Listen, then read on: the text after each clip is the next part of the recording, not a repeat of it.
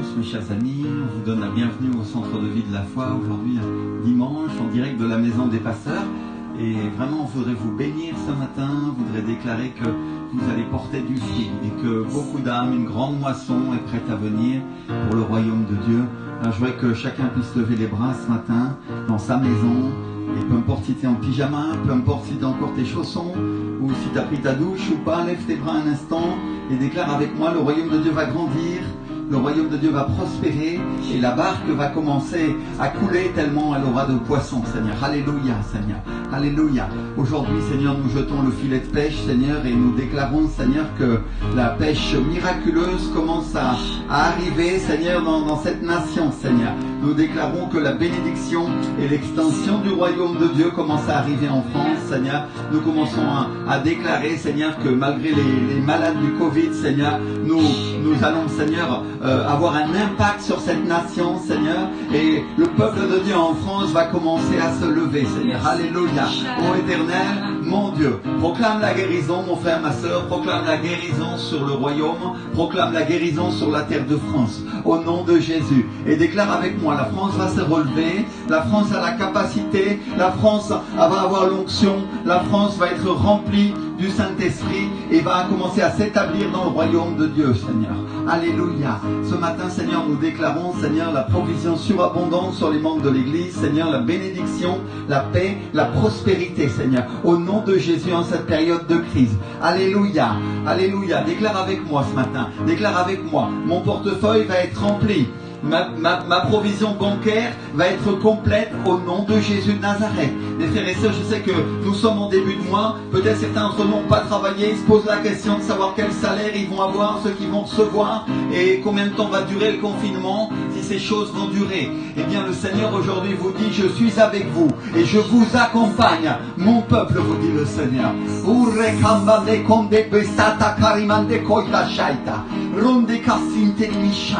Commence à prophétiser, commence à lancer, Seigneur, ta parole, ô Éternel, Seigneur, ta parole de bénédiction, ta parole qui guérit, Seigneur, au nom de Jésus de Nazareth, Seigneur. Alléluia, mon Dieu.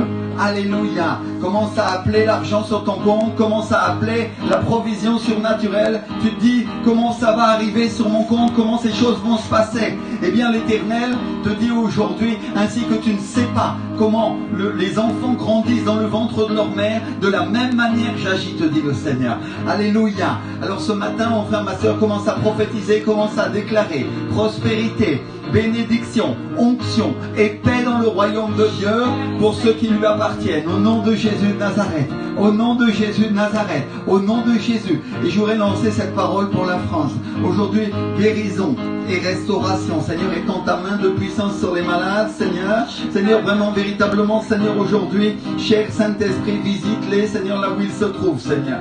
S'il y a ce matin devant l'écran de télévision des gens qui sont malades du Covid, nous déclarons leur restauration, nous déclarons leur bénédiction au nom de Jésus de Nazareth. Ainsi que Jésus étendait sa main sur les malades et que les malades étaient guéris, ce matin reçoit le toucher frais du Seigneur. Ce matin reçoit la restauration. Ce matin reçoit la guérison au nom de Jésus de Nazareth. Alléluia. Et je voudrais inciter ce matin tous ceux qui ont des photos de leurs proches, qui sont à l'hôpital et qui disent, Seigneur, mon mari est malade, ma femme est malade, ma tante est malade. Peut-être il y a des personnes que tu connais pas bien mais qui sont éloignées, tu as entendu parler de leur maladie et tu dis, Seigneur, véritablement je veux te les présenter. C'est le moment de le faire ce matin. Alléluia. Si tu as une photo sur ton téléphone portable, brandis-la devant l'écran, brandis-la devant le ciel et dis, Seigneur, guéris cette personne, Père. Alléluia. Étends ta main de puissance, ô Éternel. Que ce matin, Seigneur, il s'opère par ton bras des miracles, des prodiges et des guérisons surnaturelles merveilleuses au nom de Jésus de Nazareth, Seigneur.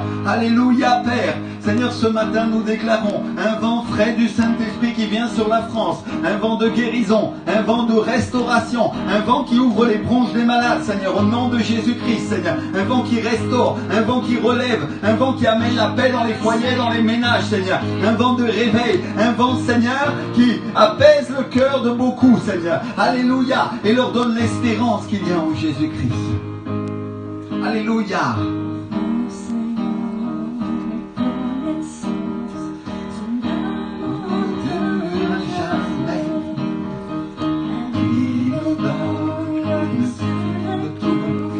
Son amour dure jamais.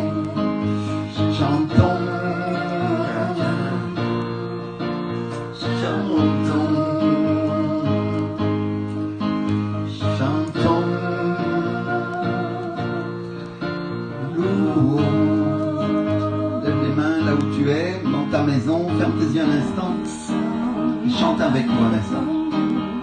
Son amour durera jamais. Il nous donne une vie nouvelle. Son amour durera jamais. Chantons,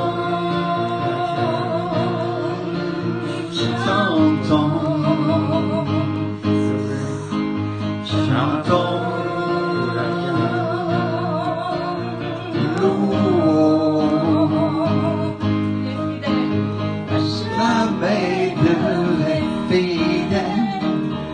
Jamais Dieu est grand, à jamais Dieu est avec nous, à jamais, à jamais, à jamais Dieu est fidèle, à jamais Dieu est grand, à jamais Dieu est avec nous, à jamais, à jamais. D'un bras étendu, son amour dure à jamais. Il nous donne une vie nouvelle, son amour dure à jamais. Chantons, alléluia, chantons, chantons.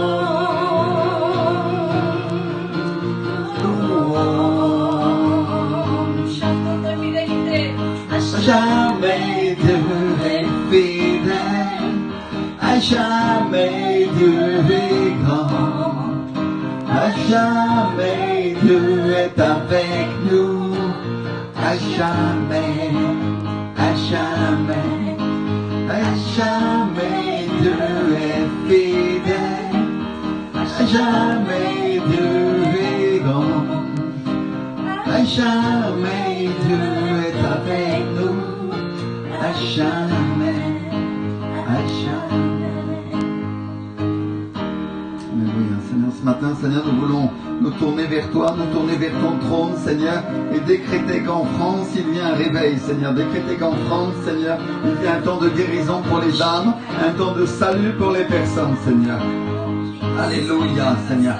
Ô éternel mon Dieu, Seigneur, ce matin, je me tourne vers toi, Seigneur, avec ton peuple en France, Seigneur. Et je déclare la guérison, je déclare la prospérité, je déclare la libération, je déclare la bénédiction sur le royaume, au nom de Jésus de Nazareth, Seigneur. Alléluia, Seigneur. Ainsi que notre président fait des décrets et qu'ils sont suivis des faits, nous décrétons, Seigneur, parce que nous sommes des fils et des filles de Dieu, Seigneur. Nous décrétons parce que nous sommes des enfants et nous avons l'autorité du royaume des cieux pour décréter. Et ce matin, je veux décréter un vent de guérison sur la nation, Seigneur. Je veux décréter un vent de guérison dans le cœur des gens, Seigneur. Et je veux que décréter que tout mensonge, Seigneur, va être mis à terre au nom puissant de Jésus de Nazareth. Ô éternel, Seigneur, cette nation ne sera plus appelée nation du mensonge, Seigneur, mais une nation qui aime la vérité, Seigneur. Au nom de Jésus. C'est pourquoi nous décrétons, Seigneur, que dans les sphères politiques, Seigneur, dans les sphères audiovisuelles dans lesquelles nous pénétrons en ce moment, Seigneur, avec cette télévision qui naît pendant, Seigneur, une crise, pendant les difficultés, Seigneur.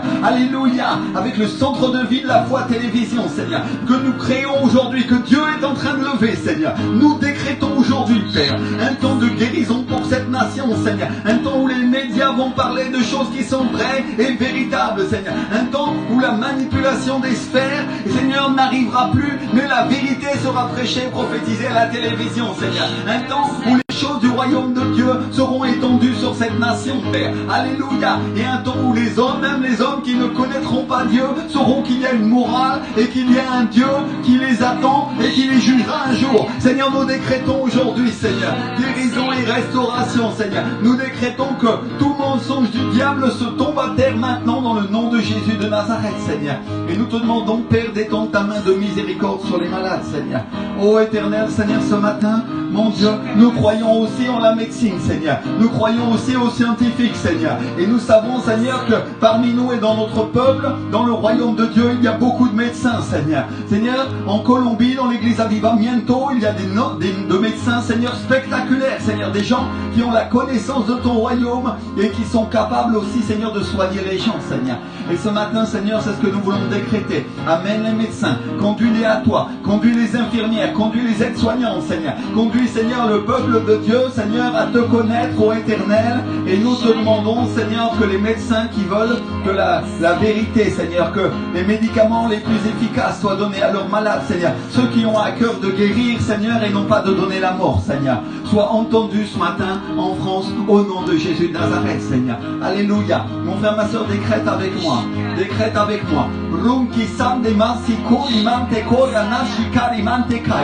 Nous rompons le voile de la méchanceté, Seigneur. Nous rompons les ténèbres, Seigneur, qui occultent dans ce pays et qui font, Seigneur, que les personnes écoutent le mensonge plutôt que la vérité, Seigneur. Ô Éternel, mon Dieu, aujourd'hui nous décrétons, Seigneur, que toute personne qui dit la vérité sera écoutée à nouveau et ne sera pas faite passer pour idiote, Seigneur. Au nom de Jésus, Seigneur, nous décrétons, Seigneur, que tous sauront, Seigneur, tous auront un sens moral et un sens de la justice, Seigneur, un sens de la droiture et un sens de la vérité, mon Dieu. Alléluia, Seigneur. Et nous décrétons que toute racine de méchanceté est arrachée dans ce pays au nom puissant de Jésus de Nazareth. Alléluia. Mon frère, ma soeur, si tu es un fils ou une fille de Dieu, décrète avec moi. Décrète avec moi. Aujourd'hui, libère le pays dans lequel tu te trouves et décrète avec moi. Un temps de guérison, un vent violent sur cette nation, un vent qui guérit, un vent qui change, un vent qui transforme. Au nom de Jésus-Christ de Nazareth. Alléluia. Alléluia. Dis non à l'avortement aujourd'hui. Dis non à l'accompagnement des malades à la mort et dis oui à la guérison. Alléluia. Décrète avec moi aujourd'hui au nom de Jésus. Alléluia. Les médecins vont pas être des gens qui accompagnent les personnes à la mort, mais des gens qui les accompagnent à la vie, des gens qui les guérissent, des gens qui ont fait cette carrière, Seigneur, par désir et par intérêt de servir leur prochain, Seigneur. Aujourd'hui, ils vont le faire avec Jésus-Christ, Seigneur. Alléluia. Et ils croiront, et ils prophétiseront, et ils décréteront des paroles de vie, et la douceur sur leur langue sera posée, Seigneur. Ce sera comme du miel, Seigneur, qui sera, Seigneur, mangé comme la parole de Dieu, Seigneur. Alléluia.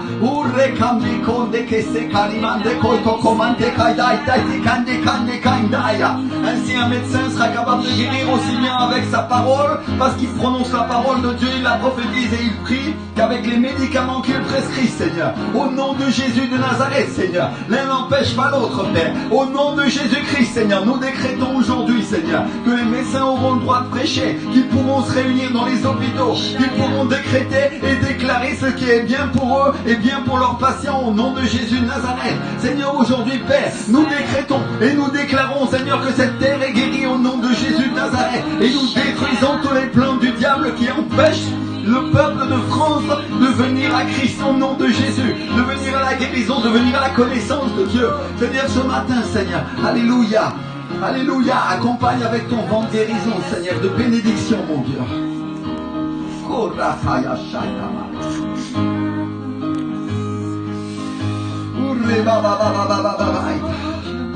Il y a une personne qui nous écoute et qui est guérie en ce moment. Alléluia, et c'est l'oreille droite. C'est une personne qui avait mal à l'oreille droite, elle avait des sifflements dans son oreille et ces sifflements s'arrêtent maintenant. Alléluia. On voudrait entendre de toi, on voudrait entendre ton témoignage. Alléluia. Mets la main juste là où tu as mal et décrète avec moi. Je suis guéri par les meurtrissures de Jésus, je suis guéri. Reçois ta bénédiction, reçois ta guérison ce matin. Aujourd'hui, le Seigneur te guérit et te rend visite. Et tu n'entendras plus ces sifflements, mais tu entendras la voix de Dieu à la place dans ton oreille. Alléluia. Je décrète la bénédiction. Je décrète la bénédiction. Il y a une personne qui est assise sur son canapé en ce moment avec sa tante. Et sa tante a des problèmes gastro-intestinaux et des reflux œsophagiens. Et le Seigneur te guérit aujourd'hui. Le Seigneur aujourd'hui restaure ton cœur. Et tu connaîtras la vérité de l'Éternel. Alléluia. Cette personne, elle sent comme une chaleur en ce moment. Et elle dit, qu'est-ce qui se passe? Je ne comprends pas. Et elle est toute agitée et elle transpire en ce moment. Et le Saint-Esprit est sur toi et il est en train de toucher ta vie. Alléluia. Alléluia. Mets ta main sur tes intestins comme ça et décrète avec moi. Je suis guéri. Par les meurtrissures de Jésus, je suis guéri. Alléluia. Je décrète avec toi dans la prière de l'accord que ça ne se produira plus. Ce sont des choses qui n'arriveront plus jamais au nom de Jésus de Nazareth. Alléluia. Alléluia. Mon frère, ma soeur, lève la main. Le royaume de Dieu appartient aux violents. Ainsi dit la parole. Ceux qui sont violents, ceux qui s'emparent de ce royaume avec force, ceux qui attirent à eux la bénédiction, ceux qui l'attirent et qui frappent à la porte du royaume et qui disent Seigneur mon Dieu, ouvre-moi Seigneur, ouvre-moi Père. Alléluia, ouvre-moi. Ce matin, si toi tu es une de ces personnes et tu dis Seigneur, je veux que tu m'ouvres Seigneur, j'ai besoin de toi. Alléluia, tourne-toi vers Dieu maintenant. Et dis-lui Seigneur, j'ai entendu parler de toi. J'ai entendu parler de tes miracles, j'ai entendu parler de tes merveilles. Mais aujourd'hui, je veux les voir, Seigneur. Alléluia. Ouvre-moi la porte pour que je te connaisse, Seigneur. Au nom de Jésus, Seigneur. Au nom de Jésus. Au nom de Jésus.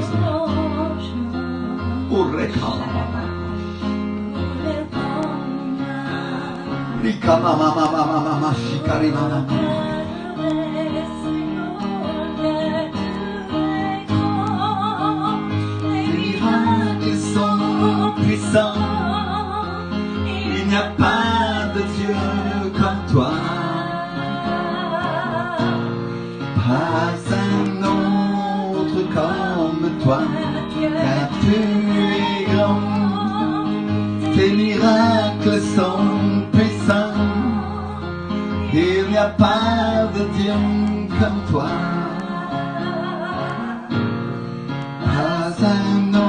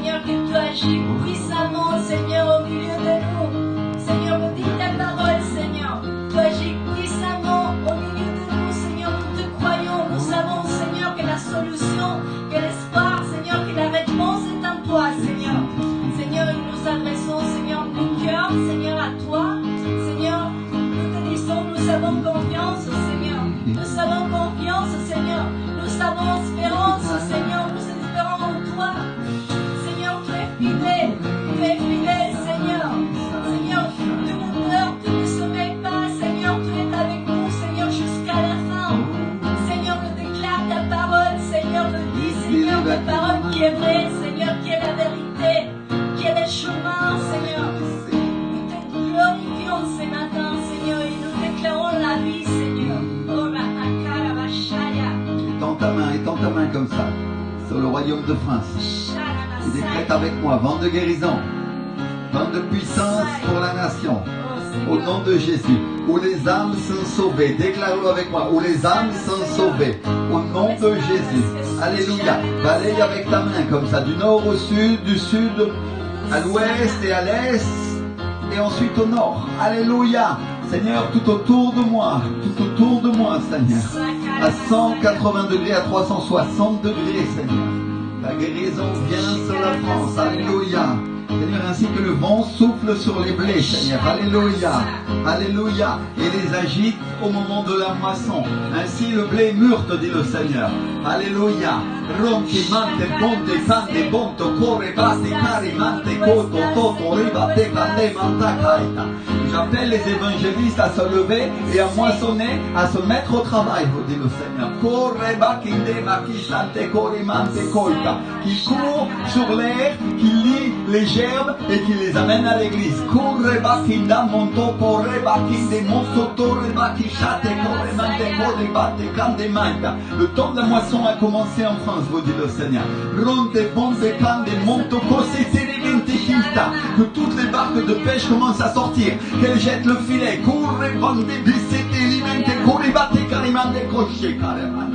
Rumbe cambi cosinda canda mante correba kindi kidimi santa. Correba ki sante masho correba yamai. Alléluia, sème la parole. Correba mama maita. Pendant qu'il est encore temps, te dit le Seigneur. Correba ya sekarimande koi de bishaita. Correba kintaita. Pendant que mon peuple écoute, dit le Seigneur. Correba ya santa mante corremande koya shaita. Parce qu'il viendra un temps où son cœur sera si endurci et alors viendra le jugement, dit le Seigneur. Ronde koi de bisai.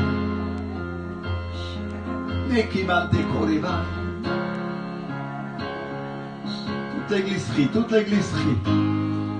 Ronde manto monson ribate carimande koyashai. Oh Seigneur, ainsi que le centurion romain a pu avoir foi en toi, Seigneur. Alors qu'il n'était même pas de ton peuple, Seigneur. Aujourd'hui, ma nation, Seigneur, va avoir un réveil. Aujourd'hui, ma nation, Seigneur, va connaître ton nom. Souffle sur les cœurs, Seigneur. Souffle sur les braises ardentes, Seigneur, de ceux qui sont allumés pour toi, Jésus. Ce matin, mon Dieu. Ce matin, il y a une personne qui est en train de se dire: pourquoi est-ce que je suis venu au monde? Et pourquoi est-ce que Dieu m'a créé? Il est né pour être un évangéliste fils, dit le Seigneur. Il étendra ta main sur les nations et tu récolteras pour moi, te dit le Seigneur. Cours mon fils, dit l'Esprit.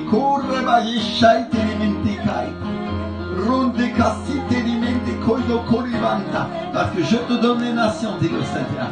Cours mon fils, cours mon fils, cours mon fils, cours mon fils. C'est une personne qui était dans une période très difficile et elle s'est sentie comme abandonnée et seule. Et le Saint-Esprit te dit: je suis avec toi. Commence à prêcher, commence à prêcher, commence à prêcher, te dit le Seigneur. Commence à prêcher.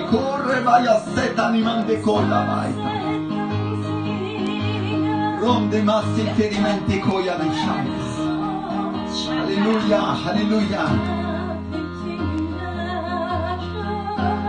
Alléluia. Lève tes mains vers le ciel et dis-lui: Seigneur, qui est comme toi, Seigneur? Qu'est-ce que je ferais sans toi, Seigneur?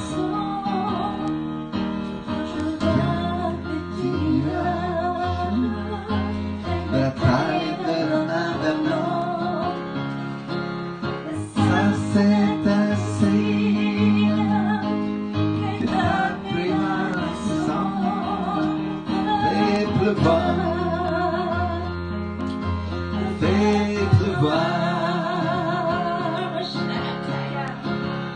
Ouvre les écluses des cieux, fais pleuvoir, fais pleuvoir.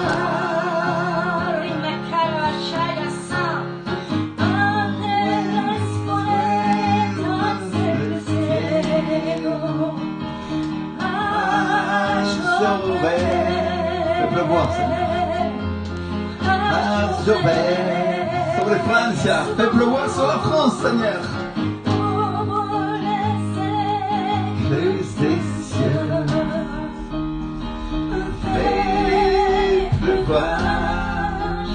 Pluie de bénédiction, Seigneur. Fais pleuvoir.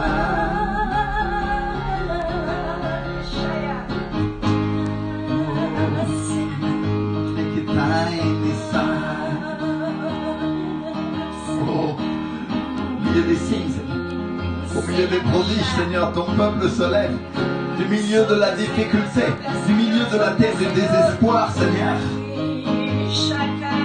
Il se lève et il entend ta voix. Oh, Reba, Kandemo, Soto, Reba, Kindimi, Shaita.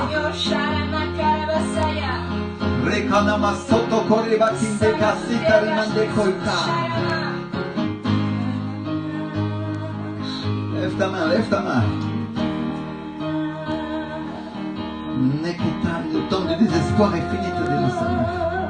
C'est le temps de l'espérance désormais, te dit le Seigneur.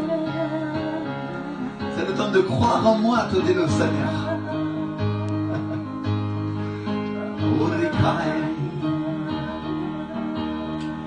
Il y a une personne qui sent comme une guérison dans son cœur. C'est comme si l'eau coulait à nouveau. Et elle sent le Saint-Esprit qui est en train de faire comme des tourbillons à l'intérieur d'elle de joie. Elle pousse comme des cris de joie en ce moment, à l'intérieur de son cœur. C'est comme un tourbillon qui brûle, qui agite et qui consume.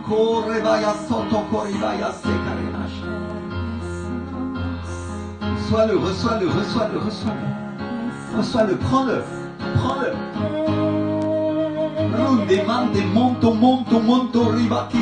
Tourbillon de joie sur ta vie. Cours sur toi ces courants. Cours sur toi ces courants de bénédiction.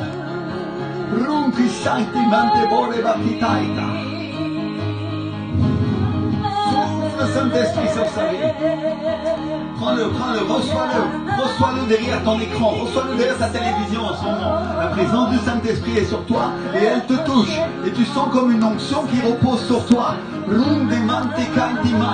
C'est la puissance de Dieu que tu sens désormais, te dit le Seigneur. Nouvelle force, te dit le Seigneur. Une personne qui est puissamment restaurée en ce moment. Elle était sur un lit d'hôpital et elle se disait qu'est-ce qui va m'arriver. Et le Saint-Esprit te dit en ce moment, je suis avec toi. Je suis avec toi, te dit le Seigneur.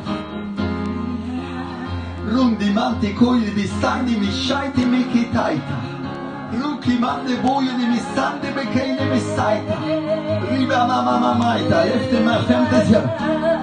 Et dis-lui, j'ai soif et j'ai faim, Saint-Esprit. Viens. Sur ma vie, Seigneur, fais pleuvoir. Pluie de bénédiction, Seigneur, pluie de provision surabondante, Seigneur. Pluie du salut pour les âmes. Oh, Rabakindamaya Saya.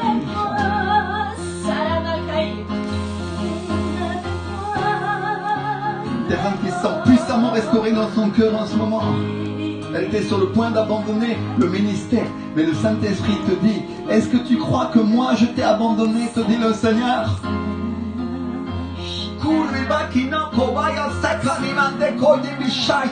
Est-ce que tu crois que moi je n'ai pas été avec toi pendant les périodes de souffrance et de difficulté, te dit le Seigneur. Si j'écoutais chaque pas et j'entendais chaque soupir et chaque gémissement, te dit le Seigneur. Est-ce que tu crois que je n'ai pas étendu mes ailes de puissance autour de toi pour qu'il ne t'arrive rien?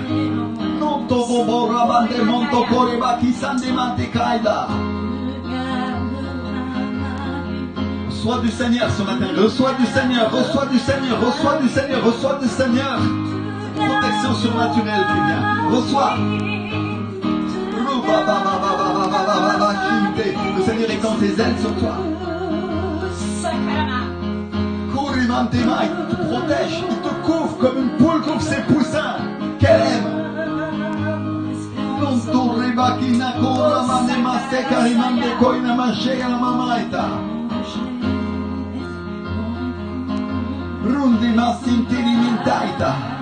Il peut y avoir le feu dehors, il peut y avoir un incendie, mais tu sortiras totalement indemne, te dit le Seigneur.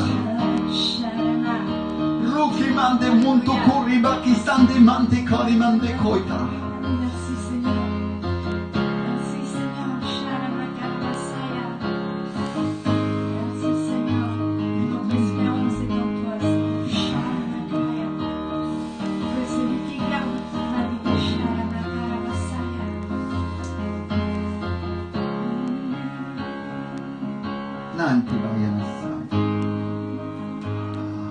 ne promène pas des regards terrorisés. Car je suis avec toi, te dit le Seigneur. Le monde peut couler. Le monde peut brûler. Mais je suis avec toi, te dit le Seigneur. t'arrivera rien. C'est une promesse que je te fais, te dit l'Esprit. Cette promesse est pour toi, pour tes enfants et pour tous ceux qui croient en moi, te dit le Seigneur. N'aie pas de crainte, mais crois désormais. Crois désormais, te dit le Seigneur. Il y a une personne qui sent une puissante paix qui s'empare de son cœur. Elle était dans les troubles, dans la dépression et dans la crainte pendant des années. Et le Seigneur te sort de ce puits d'affliction maintenant. Tu sens la paix, mais bientôt tu vas sentir la joie, te dit le Seigneur. C'est une personne qui dit: je n'ai pas ri depuis des années. Et elle a déjà commencé à rire. Comme une folle. Dans sa maison, elle rit d'un rire de l'esprit.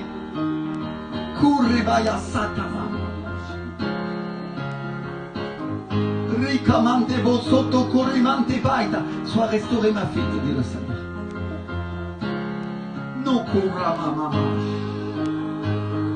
Couvre-nous, mon Dieu, couvre-nous. Couvre-nous, Saint-Esprit.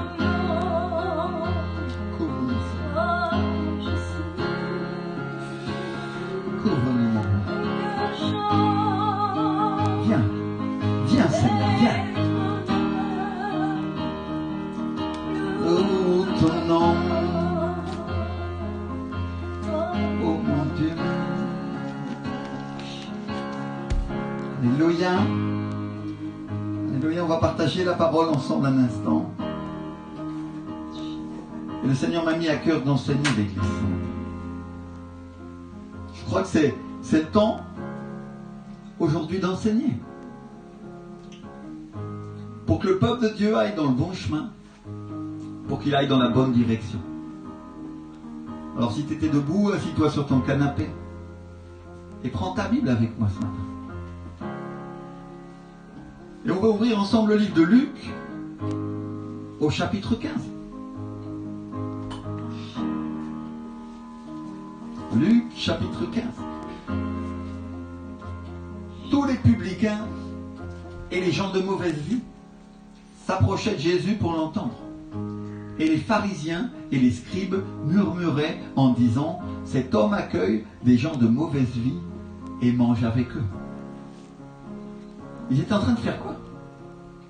Ils étaient en train de faire quoi, mon frère, ma soeur? Ils étaient en train de l'accuser alors que même il était en train de prêcher la parole à cet instant. Ils étaient en train de l'accuser au moment même où il leur disait et il leur montrait comment faire. Et moi, ça me fait penser à certains chrétiens qui viennent me dire comment faire. Je suis en train de leur dire, je suis en train de leur enseigner la parole de Dieu.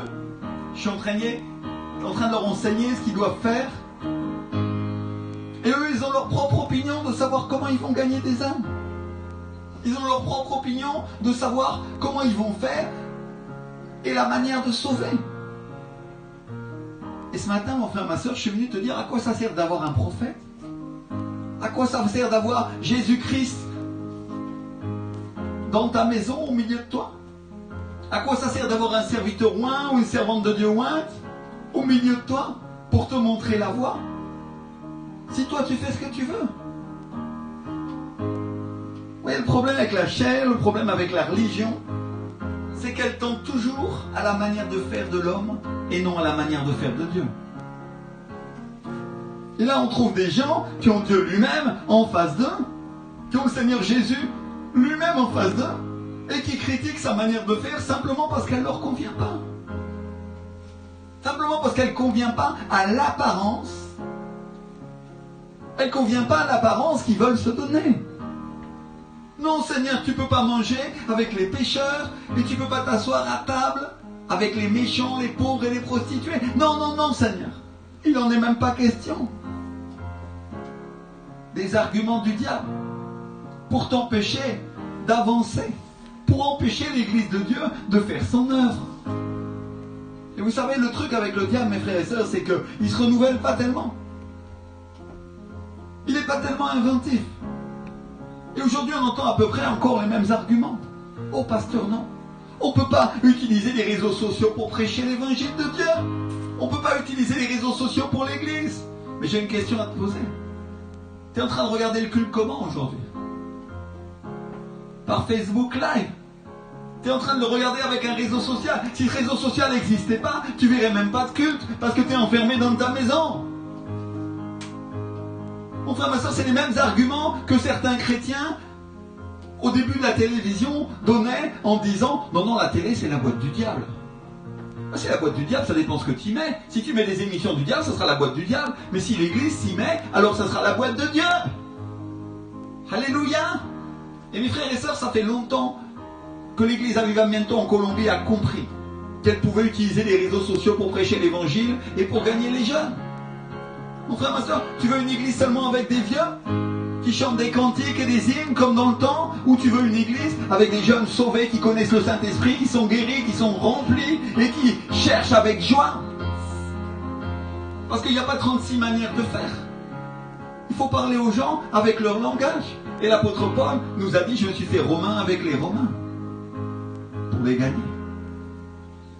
Alléluia. Alors s'il faut parler sur les réseaux sociaux, on va parler sur les réseaux sociaux. S'il faut avoir une télévision dans l'église, on va avoir une télévision, mon frère, ma soeur. Alléluia. Combien disent gloire à Dieu pour ça?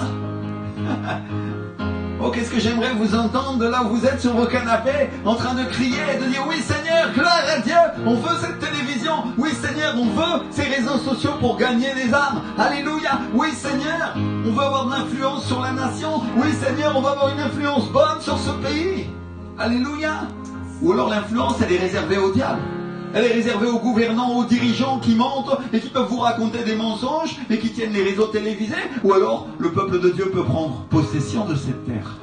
Alléluia. Alors je voudrais décréter aujourd'hui, faire un décret. Décrète avec moi. Aujourd'hui nous prenons possession de l'audiovisuel. Alléluia. Aujourd'hui nous prenons possession des réseaux sociaux et nous allons gagner ce terrain pour le royaume de Dieu. Alléluia, alléluia. Nous allons y prêcher le meilleur. Nous allons y donner le meilleur. Et nous allons travailler du mieux qu'on peut pour que le nom du Seigneur soit exalté. Alléluia, alléluia. Seigneur, nous t'exaltons et nous glorifions ton nom. Parce que mes frères et sœurs, si Jésus était là, en ce moment, est-ce que tu penses qu'il utiliserait un avion ou une voiture ou il irait en âne pour traverser l'Atlantique à la nage pour aller prêcher l'évangile? Vous savez, un âne, ça nage pas longtemps. Hein. Et il vient une grosse vague et ouf. Ou alors il prendrait un bateau.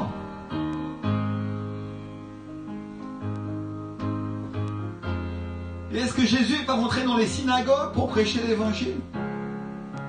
Parce que c'était que des églises de maison. Mon frère, ma soeur, c'est le temps que tu sors de toutes les fausses doctrines que le diable a utilisées pour t'empêcher d'aller à l'église. Oh, je ne peux pas suivre une église online parce que ce n'est pas une église. Ou je ne peux pas aller à l'église parce qu'il y a un pasteur et l'église, c'est que des églises de maison. Aujourd'hui, tu es dans ta maison, certes, mais demain, tu vas venir nous rejoindre à l'église. Alléluia. Décrète-le dans ton cœur. Je fais partie d'un corps. Et ce corps, quand il marche ensemble, a la puissance de conquérir et de vaincre la mort. Décrète-le. Seigneur, nous prenons possession de ce territoire qui appartenait au diable dans notre pays.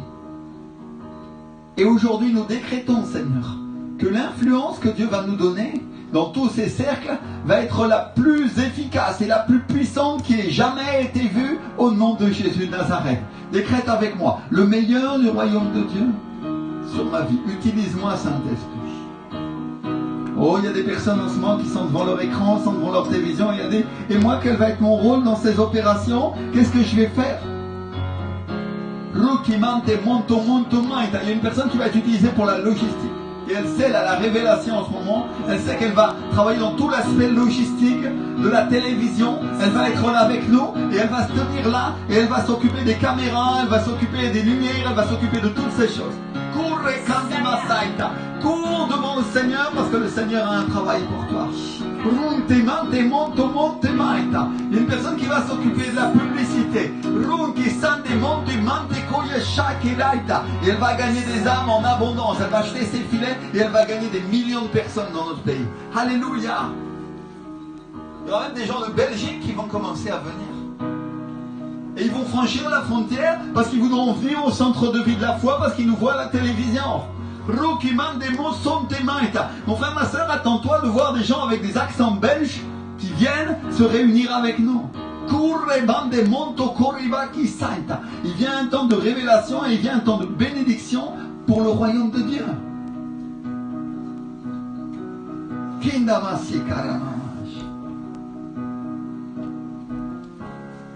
Mon frère, ma soeur, Dieu sait comment gagner des âmes.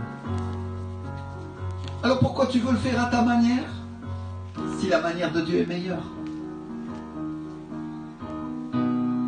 Je raconte souvent et je raconte toujours l'histoire de mon amie Claudia en Colombie, qui était évangéliste, qui se tenait dans les trains pour gagner des âmes. Et elle gagnait des personnes, elle les amenait à l'église. Contrairement à beaucoup de gens qui se disent évangélistes en France, elle gagnait des âmes et elle gagnait des personnes pour aller à l'église. Et un jour, le pasteur est venu, le pasteur Ricardo, il lui a donné une parole de connaissance et il a dit, toi, tu vas travailler avec nous pour le satellite. Et elle a dit, moi, je suis une femme célibataire, j'ai jamais fait ce genre de choses-là. T'es complètement fou, pasteur. Et elle avait du mal à comprendre la vision.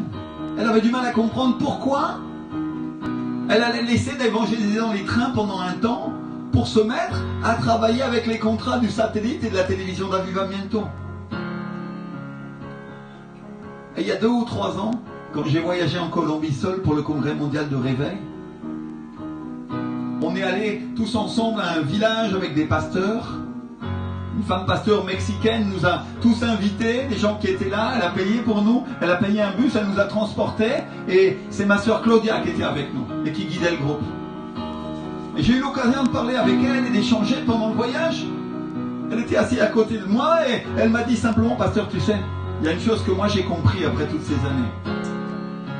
J'ai compris que quand je faisais la volonté du Seigneur, elle dit, j'avais beaucoup de mal à comprendre la vision d'Avivamiento.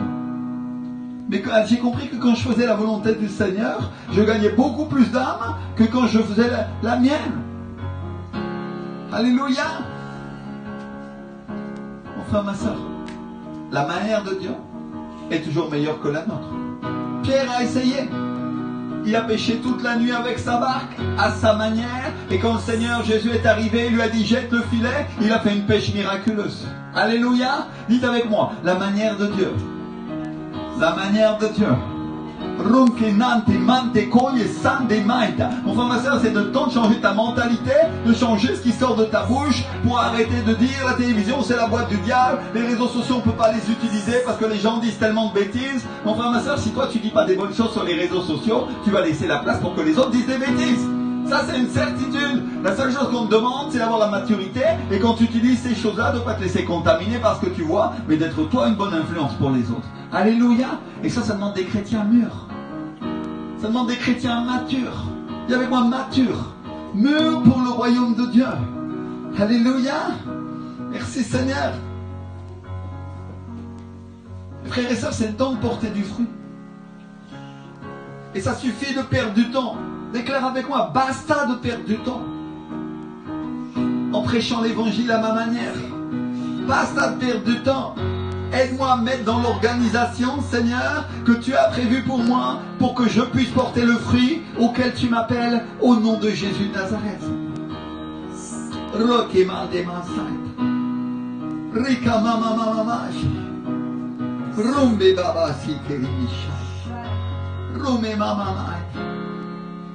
Frère et sœurs, le Seigneur Jésus nous dit cette parabole. Il dit, quel homme d'entre vous, s'il a 100 brebis, et qu'il en perd une, ne laisse les 99 autres dans le désert pour aller après celle qui est perdue. Jusqu'à ce qu'il la retrouve. Lorsqu'il l'a retrouvée, il la met avec joie sur ses épaules et de retour à la maison, il appelle ses amis et ses voisins. Il appelle ses amis et ses voisins. Et il leur dit, réjouissez-vous. Dis avec moi, réjouissez-vous. Réjouissez-vous avec moi, car j'ai retrouvé la brebis, ma brebis qui était perdue.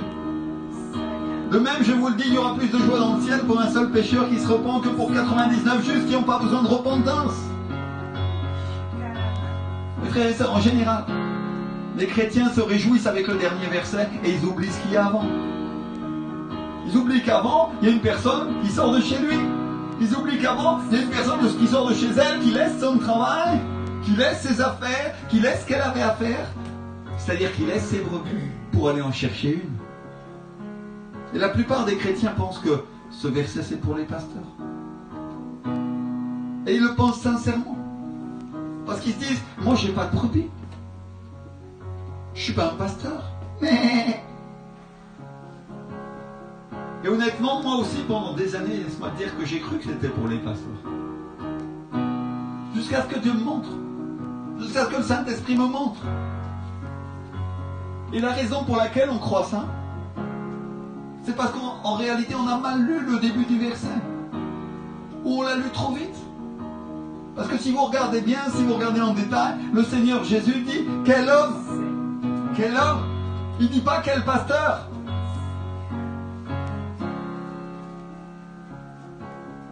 Quel homme d'entre vous, s'il a 100 brebis et qu'il en perd une? Il ne dit pas quel pasteur. Et le mot qu'il utilise, c'est le mot andropos. C'est un mot grec qui veut dire semblable, avec une figure humaine, et qui par implication veut dire un être humain. Sans faire aucune référence au sexe ou à la nationalité. C'est un mot qui veut dire personne. Quel homme, quelle personne avec une figure humaine, quel homme, quelle femme, s'il perd une brebis, n'irait pas la chercher. Ne laisserait pas les autres, ne laisserait pas son travail, ne laisserait pas ce qu'il a à faire pour aller la chercher. Quel homme, quel andropos. Il ne dit pas quel pasteur. Et bien sûr, ça s'applique aux pasteurs à plus forte raison parce que c'est leur travail de garder les brebis. Mais Jésus est en train de te dire, quel homme, quelle femme ne laissera pas ce qu'elle a à faire, ne laissera pas son travail pour sauver cette brebis. Il y en a qui comprennent aujourd'hui que Dieu leur parle. Eh oh, réveille-toi, secoue ton voisin de canapé.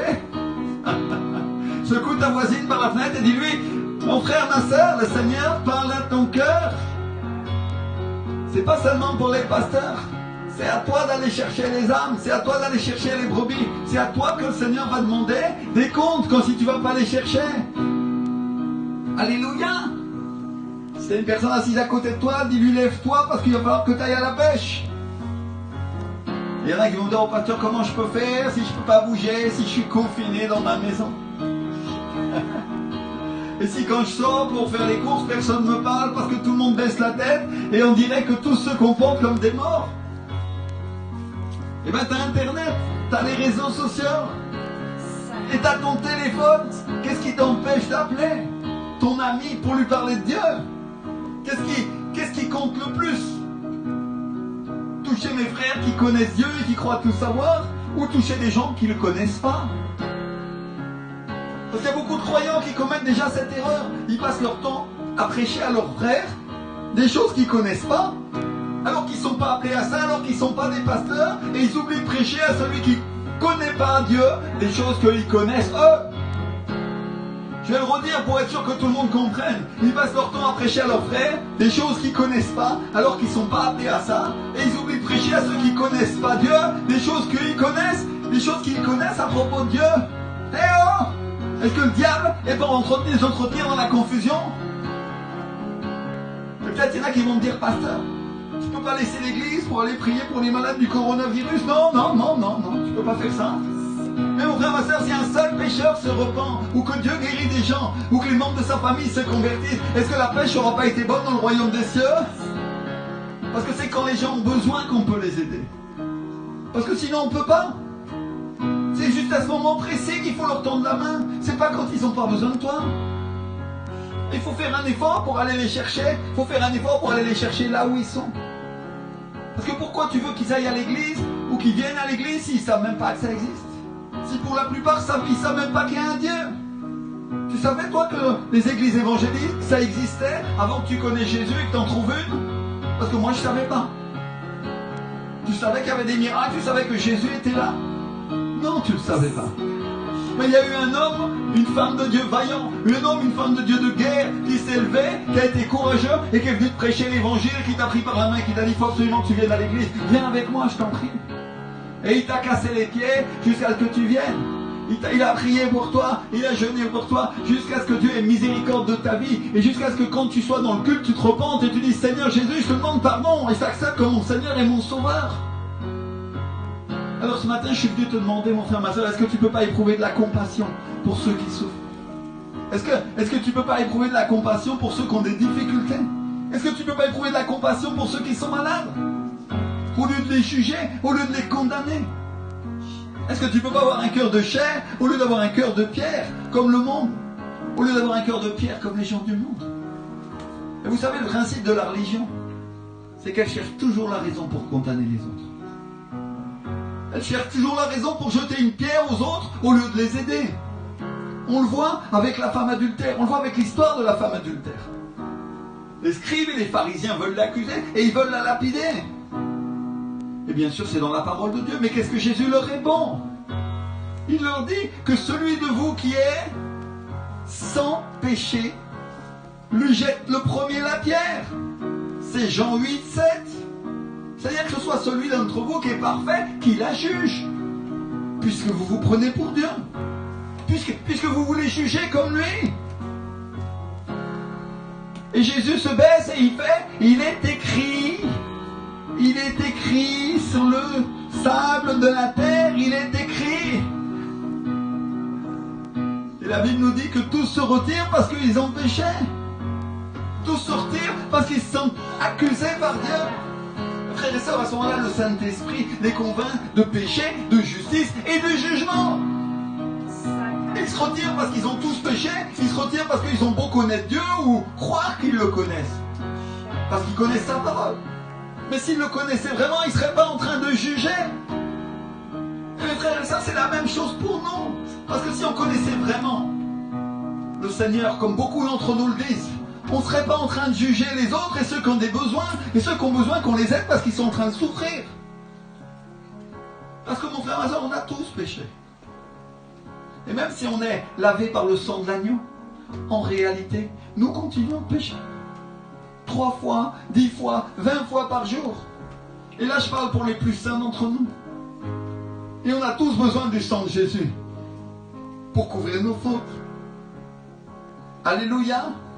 Et donc la question, c'est pourquoi tu vas juger les autres si toi aussi tu pêches? Pourquoi tu vas juger les autres si toi aussi tu es imparfait? Moi, je ne suis pas en train de dire qu'on ne peut pas juger les autres dans l'absolu. Parce que si on juge par l'Esprit de Dieu, on ne sera pas jugé. Et on sera jugé par personne. Mais si c'est par nous que nous jugeons, mon frère et soeur, là il va venir la condamnation. Parce que qui on est nous pour condamner? Ou qui on croit qu'on est pour condamner les autres? Bon, évidemment, celui qui est spirituel va comprendre ces choses. Mais celui qui ne l'est pas, celui qui est charnel, il va me dire: oh, ça c'est bien, pasteur. Tu n'as pas le pouvoir de me condamner. Et c'est la même parole que l'assassin a écrit dans sa prison sur son bras, où il a écrit Only God can judge me. Seulement Dieu peut me juger. Et il a écrit ça en réalité pour échapper à Dieu. En réalité, il a écrit ça juste pour te fermer la bouche parce qu'il ne veut pas que tu le juges. Parce qu'il ne veut pas que tu dises qu'il a fait mal. Et il se dit que s'il parle de Dieu, comme le font les religieux, qui ont toujours Dieu à la bouche, il se dit que s'il dit une partie de vérité comme le diable le fait en justifiant avec Dieu, tu ne sauras plus quoi dire et il va pouvoir continuer à agir tranquille. Je ne sais pas si vous avez vu comme les méchants et comme ceux qui font le mal, comme ceux qui transgressent la parole, supportent pas qu'on leur dise que c'est pas bien. Ils supportent pas qu'on leur dise la vérité. Ils supportent pas tout court. Et ils font même des lois s'ils sont au pouvoir pour interdire la vérité, pour que ce soit toi qui passes pour un méchant. Et donc le type qui écrit sur son bras, ou qu'il dit avec sa bouche, ou qu'il écrit dans une loi, et en réalité c'est juste un argument pour te fermer la bouche et pour t'obliger à te taire. Il ne sait pas qu'une fois qu'il va arriver au ciel, ce sera sa bouche qui sera fermée. Il ne sait pas que ce qu'il a écrit sur son bras, ce qu'il a tatoué sur son dos, ou l'argument qu'il a à la bouche, ne va pas tenir devant Dieu. Et ça n'arrêtera pas le jugement de Dieu. Parce que c'est commode. Hein? Personne ne peut me juger. Alors je fais ce que je veux. Mais mon frère, ma soeur, Dieu parlant par la bouche de ses serviteurs a le pouvoir de te juger. Et cette même parole qui est écrite dans la Bible, c'est cette parole-là qui te juge. Alléluia. Si elle sort de ma bouche aujourd'hui et que tu sens ce jugement parler pour toi, considère une chose. Ça vient pas de moi, mais ça vient de lui. Ça vient du Seigneur. À qui tu veux échapper? À Dieu ou aux hommes?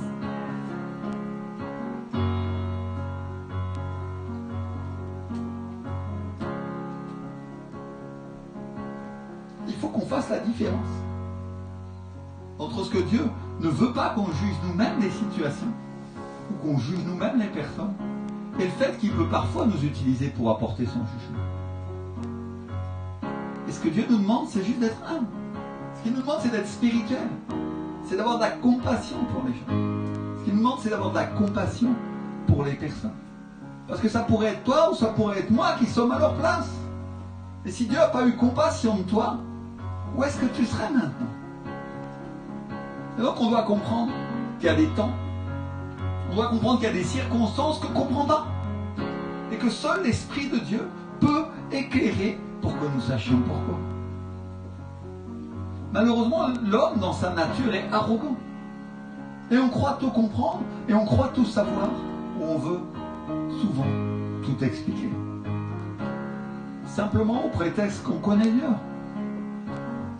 Simplement parce qu'on connaît sa parole. Et pourtant, qui aurait pu dire, il y a encore quelques semaines, que le coronavirus ferait une telle épidémie? Qui aurait pu dire, ou prédire, qu'il ferait de tels ravages? Qui aurait pu dire que même des églises seraient touchées, et même des pasteurs, et que Dieu permettrait ça? Et bien sûr, certains sont si prompts à juger, que immédiatement ils se sont levés, ils ont commencé à dire, oh, c'est parce qu'il a péché. Et s'ils ne l'ont pas dit parfois, s'ils n'ont pas forcément exprimé avec leurs mots, laissez-moi vous dire que leur attitude ou leurs actes l'ont laissé entendre et l'ont laissé comprendre. Et je crois que c'est le moment de changer l'attitude et de grandir dans l'Église. Je crois que c'est le moment de grandir dans notre foi chrétienne. Parce que quand on lit la Bible, si on lit le livre de Job, on va se rendre compte que c'est pas forcément vrai. Parce que Job, par exemple, n'avait pas péché. Et il a été frappé quand même. Et ses amis, qui étaient sûrement des amis des chrétiens de cette époque, ont passé leur temps à essayer de le convaincre qu'il avait péché. Ils ont passé leur temps à essayer de le convaincre qu'il avait fait mal. Pourtant, la Bible nous dit que Job était intègre. Elle nous dit que c'était un des hommes les plus droits qu'il y avait sur la terre. Et ils l'ont accusé quand même. C'est-à-dire des hommes moins droits, des hommes qui connaissaient moins la parole de Dieu, sont venus ensemble en délégation, sont venus jour après jour pour l'accuser alors qu'il avait des problèmes. Et le pire, c'est qu'on parle de gens sincères. On n'est pas en train de parler de gens religieux ou de gens charnels qui viennent nous accuser ou nous discréditer. Non, non. C'est que les amis de Job, sincèrement, pensaient faire le bien. Ils pensaient sincèrement qu'ils faisaient bien. Ça, c'est le pire. On parle de gens sincères, mais qui manquent de maturité, qui manquent de discernement pour discerner les choses de Dieu. Oh, bien sûr, je ne suis pas en train de parler des religieux qui sont là pour condamner, qui sont là pour accuser les choses de l'esprit, parce qu'en fait, ils sont contre Dieu. Non, on est en train de parler de véritables chrétiens, mais qui manquent de connaissances, qui manquent de recul, qui manquent parfois de sagesse pour admirer les choses de Dieu, et qui, sans le vouloir, malgré eux-mêmes, se font pendant un instant des instruments du diable et des accusateurs, parce qu'ils ne comprennent pas parfois certaines choses. Parce que simplement ils ne les comprennent pas. Quand je dis un instrument, je ne blague pas, je ne plaisante pas. Parce qu'ils ajoutent à la souffrance de Job, qui en plus de souffrir toutes les choses qu'il souffre, je ne sais pas si vous connaissez l'histoire, mais vous voyez que Job était malade, il avait un cancer de la peau, un mélanome malin, et il se grattait la peau avec un tesson. Et sa femme perd la foi à un moment et elle lui dit maudit ton Dieu et meurt. Donc je ne sais pas si vous imaginez ce que ça peut être pour un homme de Dieu de voir sa femme perdre la foi. Et de la voir se lever contre Dieu et l'encourager lui, qui est un homme intègre, qui aime Dieu de tout son cœur, à se retourner contre le Seigneur. Et Job avait perdu ses fils, il avait perdu beaucoup de ses possessions. Et dans le peu de force qui lui reste, il doit se taper en plus ses amis qui ne comprennent rien. Et bien sûr, ça l'attriste. Ça pèse sur son âme. Oh, bien sûr, d'autres on n'aurait rien eu à faire. Mais pour Job, ça compte. Ça compte pour ceux qui ont un cœur pour Dieu. Vous pouvez demander à mon épouse combien ça m'attriste, combien ça me pèse quand je vois des chrétiens qui ne comprennent pas. Elle me voit en train de tourner dans la maison, de me plaindre. Et Job, dans le peu de force qui lui reste, il doit se taper ça, il doit se taper cette affliction. Donc on est en train de parler de gens qui ne comprennent pas les choses de Dieu, qui croient les comprendre et qui croient les savoir mieux que toi. Je ne sais pas si tu imagines la somme d'affliction, la somme de poids que tu peux ajouter à ton pasteur quand tu te comportes dans la chair, quand tu te comportes comme un homme ou une femme charnelle. Sois un homme spirituel à la place. Sois un homme, sois une femme remplie de l'esprit. Et fais que ton pasteur, fais que ton église puisse être fière de toi. Change sa façon de faire. Sois humble. Ne crois pas tout savoir. Parce que ça n'aide pas les serviteurs de Dieu. Ça ne t'aide pas. Et ça n'aide pas le royaume. Et on a un excellent exemple dans le livre de Luc au chapitre 13. Où on voit des gens qui se trouvent là et qui racontent à Jésus ce qui était arrivé à des Galiléens.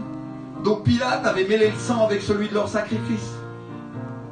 On peut supposer que Pilate les avait fait tuer, alors qu'ils entraient dans le temple. On peut supposer que Pilate les a fait mettre à mort alors qu'ils venaient offrir le sacrifice à leur Dieu. Imagine, c'est un peu comme si tu étais en 1940 et tu viens offrir ton offrande à l'hôtel et la Gestapo rentre et elle te fait fusiller. Ou c'est comme si tu viens à l'église, tu mets ton offrande dans le panier, des salafistes, des islamistes rentrent et ils font tout exploser et ton sang est versé sur les offrandes que tu mets pour Dieu. Et bien sûr, c'est choquant. C'est difficile à comprendre pour quelqu'un qui n'est pas spirituel et parfois difficile à comprendre même pour quelqu'un qui l'est. En fait, si tu regardes selon les yeux de Dieu, en réalité, tu devrais remercier le Seigneur que tu aies pu mettre au moins ton offrande avant de mourir parce qu'elle va t'être comptée. Alléluia. En général, mon frère, ma soeur, les gens n'emmènent pas leur argent au ciel.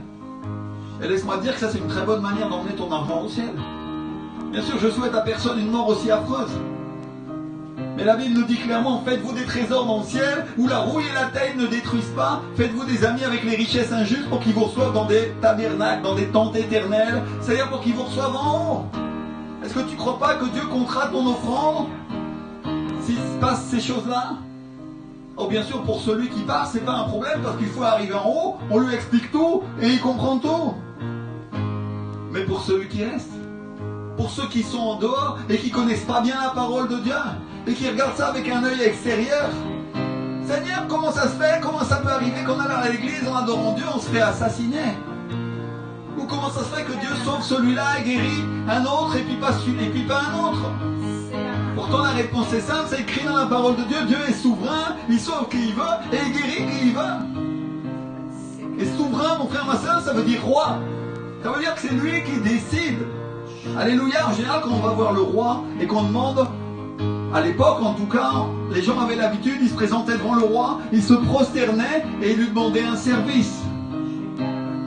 Ils lui disaient, sire, si vous le voulez bien, si c'est votre volonté et si vous le désirez, vous pouvez faire quelque chose pour ma sœur qui est en train de perdre ses possessions. Il y a un créancier qui est en train de la voler et de la ruiner. Et le roi inclinait son sceptre et s'il était d'accord, il faisait quelque chose et il donnait des ordres à ses chambellans et il y avait un acte qui se passait. Mais s'il ne l'était pas, il disait simplement rien. Et il ne se passait rien. Et personne ne veut y trouver à y redire. Et nous, on est en train de trouver à redire contre Dieu. Quand il n'agit pas comme on veut, quand il ne fait pas exactement ce qu'on lui a demandé. Mon frère, ma soeur, il est le roi. Il est le roi des rois et le seigneur des seigneurs. Mais j'ai une bonne nouvelle. Si tu es son enfant, si tu es son enfant chéri, si tu lui appartiens, si tu lui as donné ta vie, et que tu lui demandes au nom de Jésus, alors oui, tu peux obtenir. Alléluia. Merci Seigneur.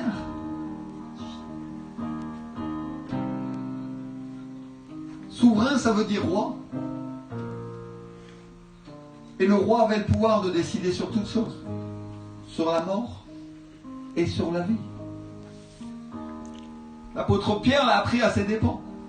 Le jour où il retrouve Jésus sur la plage, après la résurrection, juste après lui avoir dit qu'il allait le servir, Jésus lui dit aussi par quelle mort il le glorifiera.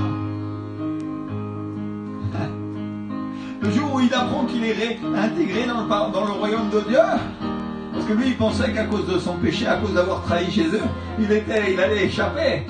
Et Jésus l'attend avec les pains et les poissons en train de griller, et il lui dit paie mes brebis, Pierre.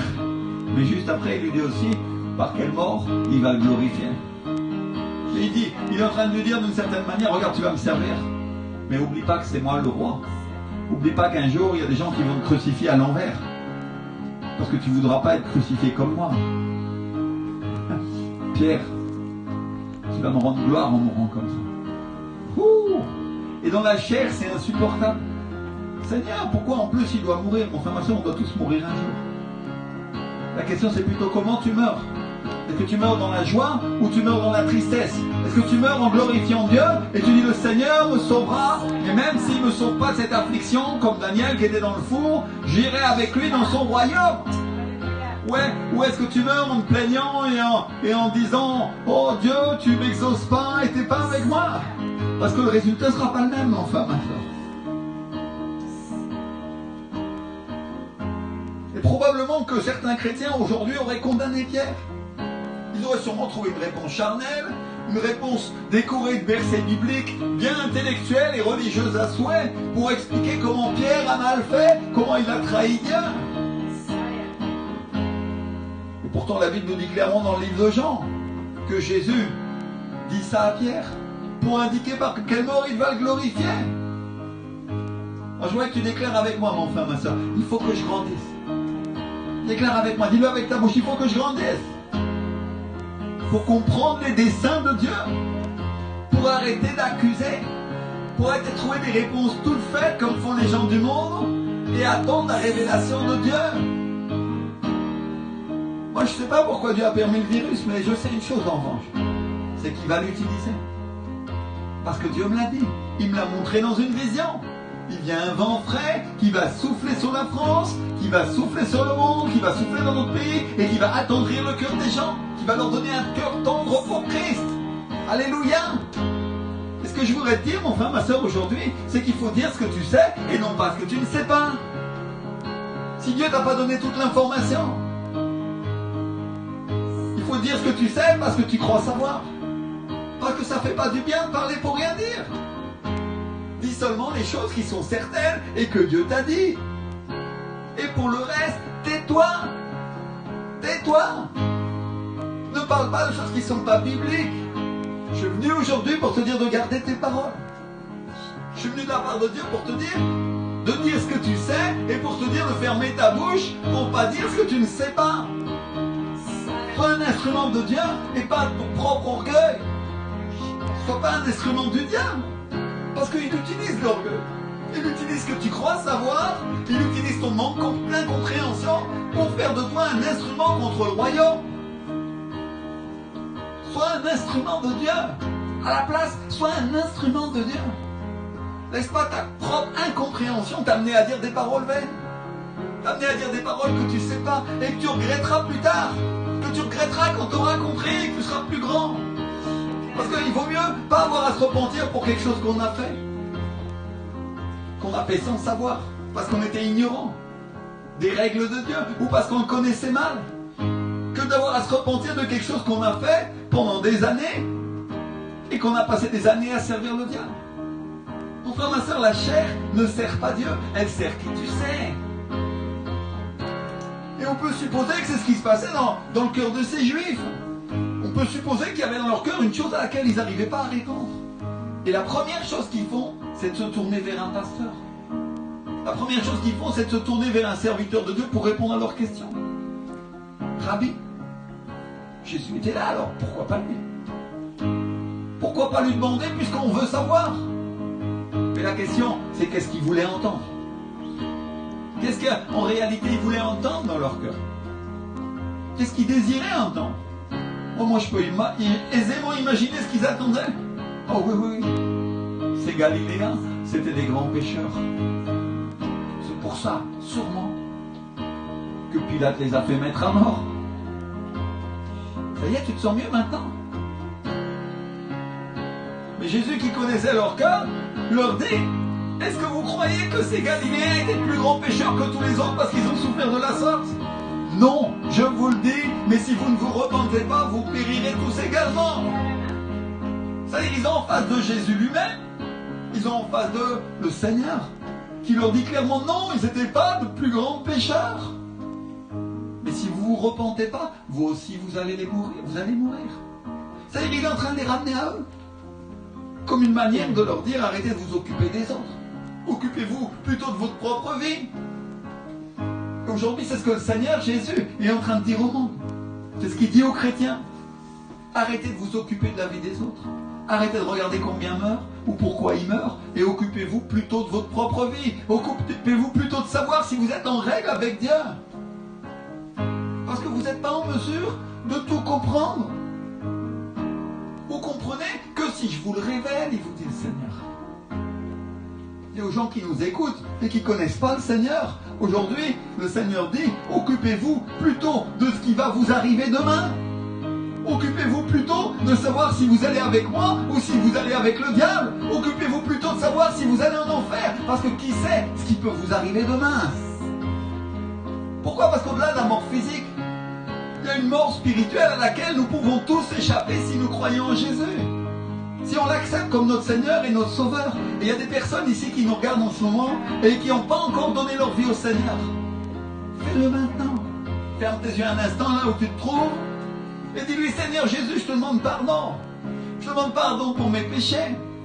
Et je crois en toi et je te demande d'entrer dans ma vie. Sois mon Seigneur et sois mon Sauveur.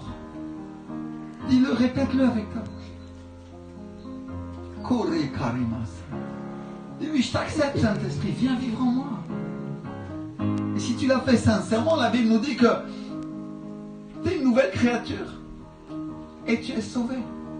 Et les choses anciennes sont passées et toutes choses sont nouvelles maintenant. Alors trouve-toi une église. Si tu veux, tu peux nous suivre en direct. Si tu habites en Île-de-France, quand le confinement sera levé, tu pourras nous rendre visite au centre de vie de la foi. Et en attendant, lis la Bible, lis le Nouveau Testament, lis les psaumes, lis ce que Jésus a fait pour toi. Et prie Dieu, écoute sa parole. Alléluia. Mais mes frères et sœurs, je n'ai pas tout à fait fini mes explications. Parce que Jésus se tourne vers ces personnes qui lui demandent et il leur dit: et ces 18 personnes sur lesquelles est tombée la tour de Siloé et qu'elle a tué. Est-ce que vous croyez qu'ils étaient plus coupables que tous les autres habitants de Jérusalem?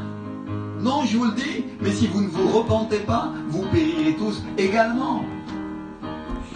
C'est-à-dire, la vie des autres, ta propre vie. La vie des autres, ta propre vie. Ce qui arrive aux autres, c'est pas toujours à cause de leurs péchés. Et c'est pas forcément parce qu'ils sont plus grands pécheurs que les autres. Oh, bien sûr, le salaire du péché, c'est la mort. Mais il arrive aussi que les autres, il arrive que des gens innocents soient frappés eux aussi. Et c'est pas parce qu'ils ont péché plus que toi. L'un quitte pas l'autre. Péché entraîne une conséquence, mais il arrive que des hommes sans péché soient aussi frappés. Et si vous voulez l'exemple qui est au-dessus de tous les autres exemples, si vous voulez l'exemple qui tue les autres exemples, c'est Jésus. Dans le livre du prophète Ésaïe, il est écrit: nous l'avons considéré frappé par Dieu et humilié. C'est-à-dire, on a considéré que Dieu l'avait puni, qu'il l'avait frappé, en parlant de Jésus. Mais il a été pour nos péchés, il a été brisé pour nos iniquités, alors qu'il n'avait pas péché. Alors que s'il y avait bien une personne sur la terre et au ciel qui n'a jamais péché, c'est bien lui. Frère, c'est le seul qui n'a pas péché. Le seul qui n'a jamais connu le péché, on l'a condamné et on l'a cloué à une croix. Et il y a été pour nous alors qu'il n'était pas obligé. Il y a été parce qu'il t'aime et il y a été parce qu'il veut te sauver. Mais ça nous apprend aussi beaucoup sur la nature humaine. Ça nous en apprend aussi beaucoup sur la chair.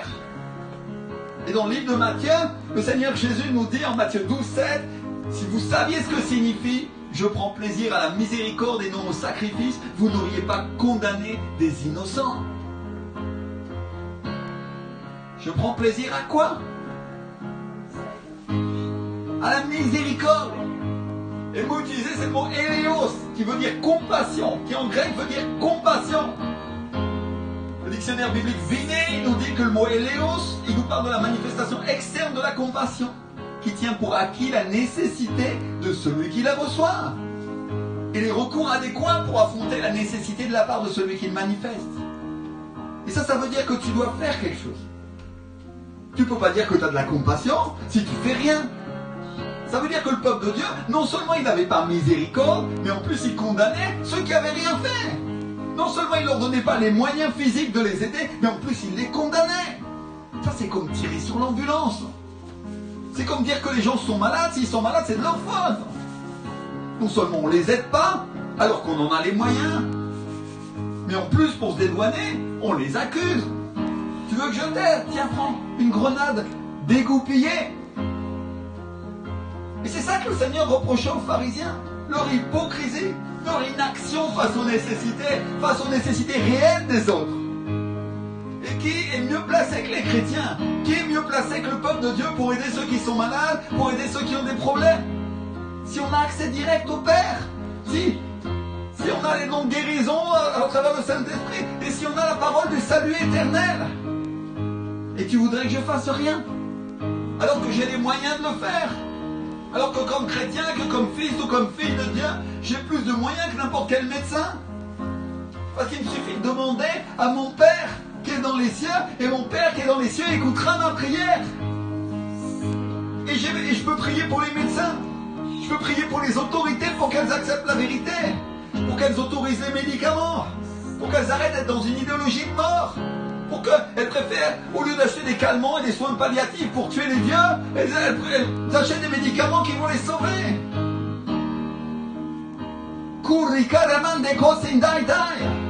Mon frère, ma soeur, tu as l'autorité dans le royaume de Dieu pour arrêter l'idéologie de mort dans notre pays. Mes frères et sœurs, j'ai vu des gens qui sont en train de se battre pour continuer à avorter alors que Dieu est en train de frapper la terre entière et ils ne sont pas en train de se repentir. Et ils font des pétitions pour qu'on continue à tuer des bébés. Seigneur, change ces choses, Père, au nom de Jésus. Change ces choses et miséricorde, mon roi.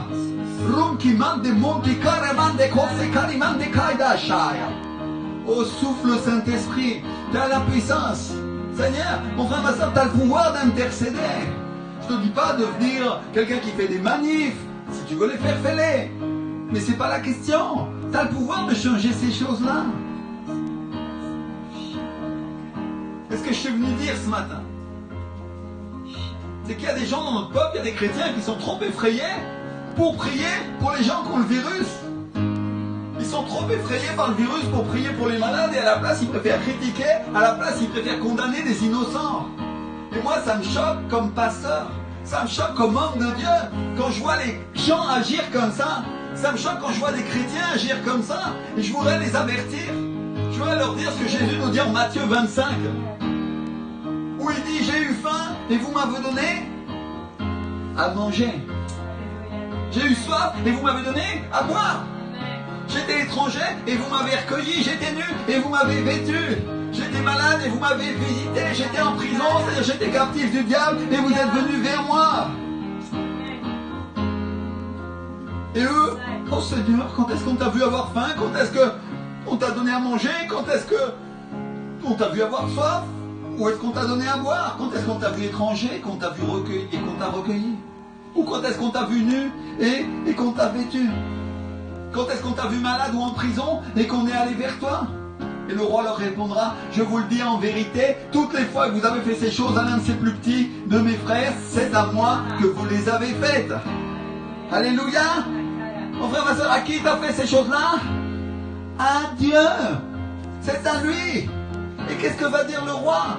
Il va dire à ceux qui sont à sa droite, venez, vous qui êtes bénis de mon Père, prenez possession du royaume qui vous a été préparé dès la fondation du monde. Car j'ai eu faim et vous m'avez donné à manger. J'ai eu soif et vous m'avez donné à boire. J'étais étranger, vous m'avez recueilli. J'étais nu et vous m'avez vêtu. J'étais malade et vous m'avez visité. Alléluia.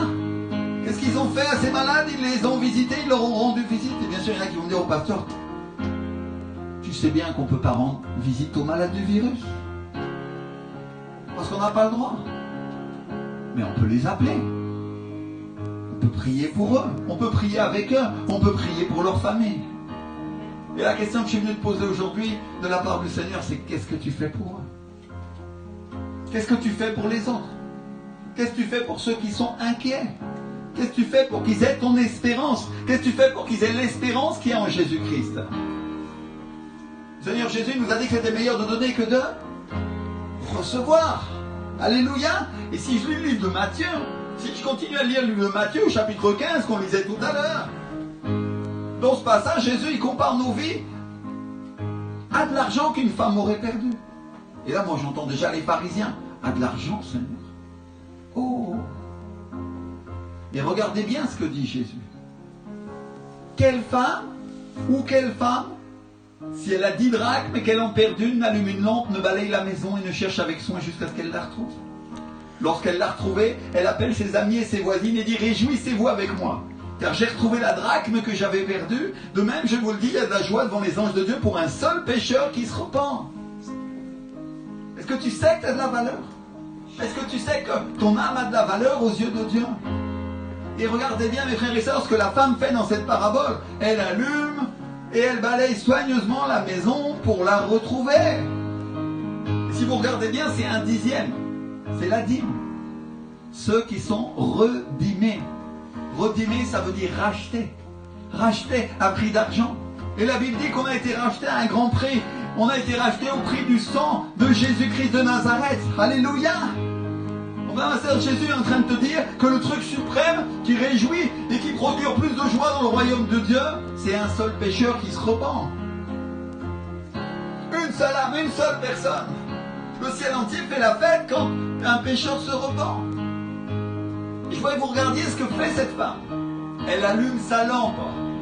Dis avec moi, elle allume sa lampe.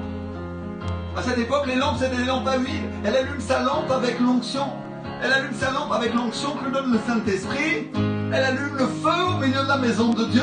Et elle cherche le dixième. Elle cherche ceux qui ont été redimés. Elle cherche ceux que Dieu a rachetés. Elle cherche ceux qui sont perdus. Mon frère, ma soeur, cette femme, c'est l'Église qui allume sa vie avec l'onction et qui cherche dans tous les recoins de la terre de ce qui appartient à Dieu, ceux qui sont perdus, pour les ajouter aux autres, parce qu'ils comptent pour Dieu. Et peut-être qu'il y en a qui vont dire au pasteur, moi j'ai déjà 9 pièces, ça me suffit, pourquoi j'irai chercher la 10e?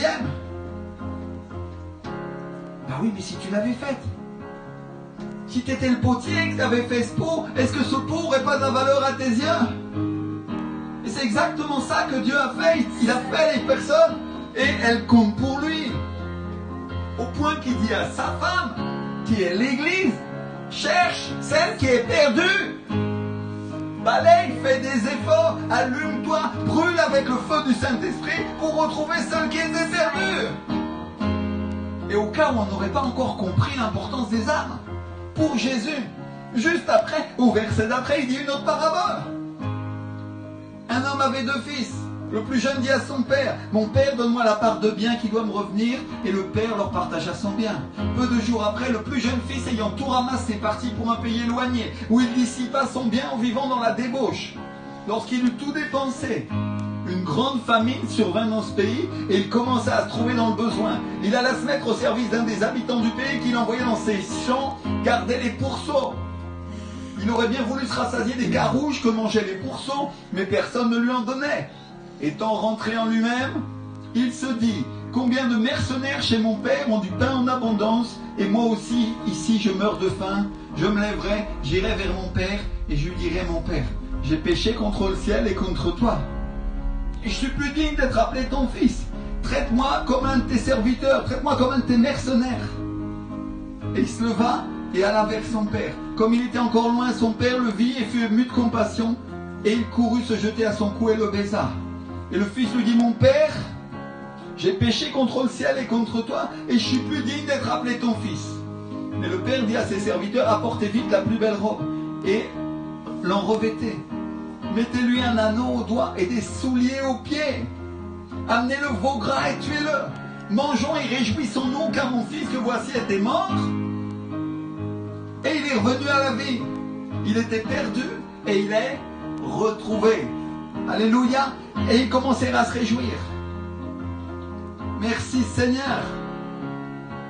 Or le fils aîné qui était dans les champs, lorsqu'il revint et s'approcha de la maison, il entendit la musique et les danses. Il appela un des serviteurs et lui demanda ce que c'était. Ce serviteur lui dit, ton frère est de retour, et parce qu'il l'a retrouvé en bonne santé, ton père a tué le veau gras. Et il se mit en colère, et il voulut pas entrer. Et son père sortit et pria d'entrer, mais il répondit à son père, voici il y a tant d'années que je te sers sans avoir jamais transgressé tes ordres. Et jamais tu m'as donné un chevreau pour que je me réjouisse avec mes amis. Et quand ton fils est arrivé, celui qui a mangé ton bien avec les prostituées, c'est pour lui que tu as tué le veau gras. Mon enfant, lui dit le père, tu es toujours avec moi et tout ce que j'ai est à toi. Mais il fallait bien s'égayer et se réjouir parce que ton frère que voici était mort et qu'il est revenu à la vie, parce qu'il était perdu et qu'il est retrouvé. Enfin ma soeur, qu'est-ce que le père lui donne? Une alliance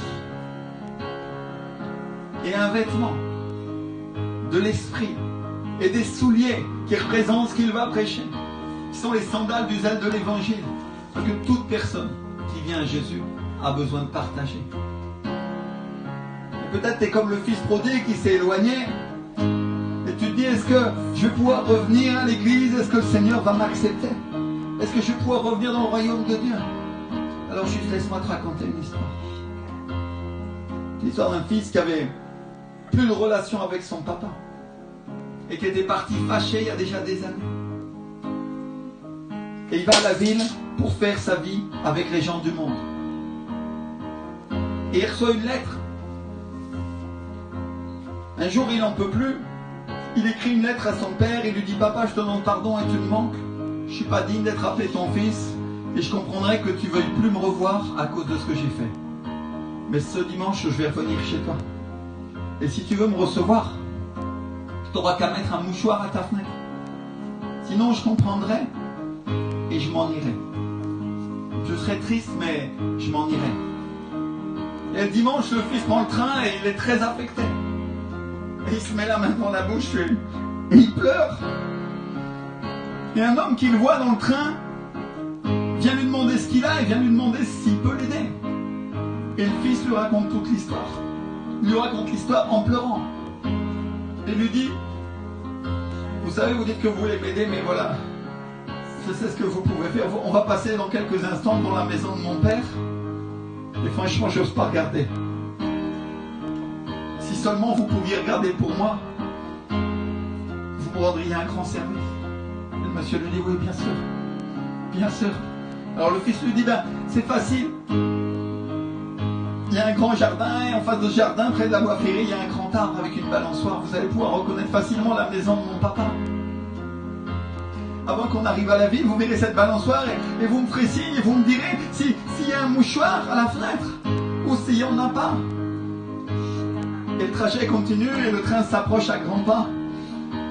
Et le fils n'ose pas regarder, alors il se cache les yeux. Et il demande à l'homme, qu'est-ce que vous voyez? Et l'homme lui dit, attendez, on n'y est pas encore. Et le fils lui demande à plusieurs reprises. Et à chaque fois la réponse est la même, attendez, on n'y est pas encore. On n'est pas encore arrivé.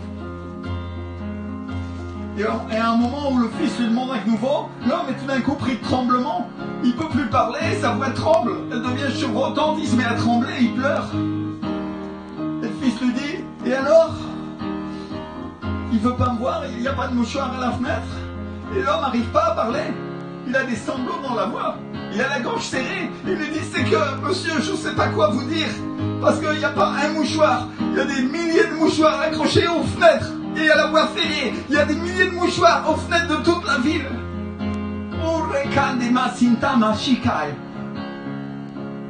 Et si tu es en train de regarder cette prédication en ce moment, laisse-moi te dire une chose. Ton Père qui est dans le ciel t'aime. Et il t'attend avec joie. Et si aujourd'hui tu veux revenir, sois certain d'une chose. Il a accroché le mouchoir à la fenêtre et il s'attend à toi. Alléluia. Alors si tu veux prier avec moi un instant et lui dire, Seigneur, j'ai eu tort.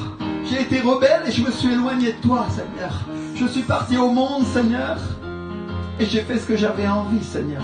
J'étais fâché contre toi. Fâché contre ton église, fâché contre tes pasteurs, Seigneur. Fâché contre mes frères et sœurs, fâché contre tes serviteurs, ô Éternel. Mais aujourd'hui, Seigneur, j'ai entendu ton message et je veux bien revenir, Seigneur Jésus. Simplement veuille et daigne bien m'accepter, ô Éternel. Au nom de Jésus. Seigneur, je reviens à toi désormais et mon cœur se tourne vers toi, Père. Alléluia. Oh Papa Céleste, tu m'as tant manqué, Seigneur. J'avais tant besoin d'être avec toi. Oh Rekanima Sita. Je vois toute l'église prie. Toute l'église prie à distance sur son canapé. Dis Seigneur, ramène les âmes ce matin, Seigneur. Conduis-les à toi, mon Dieu. Rumi kandi mosotore baki shayamante koremante kayana se karimande koida.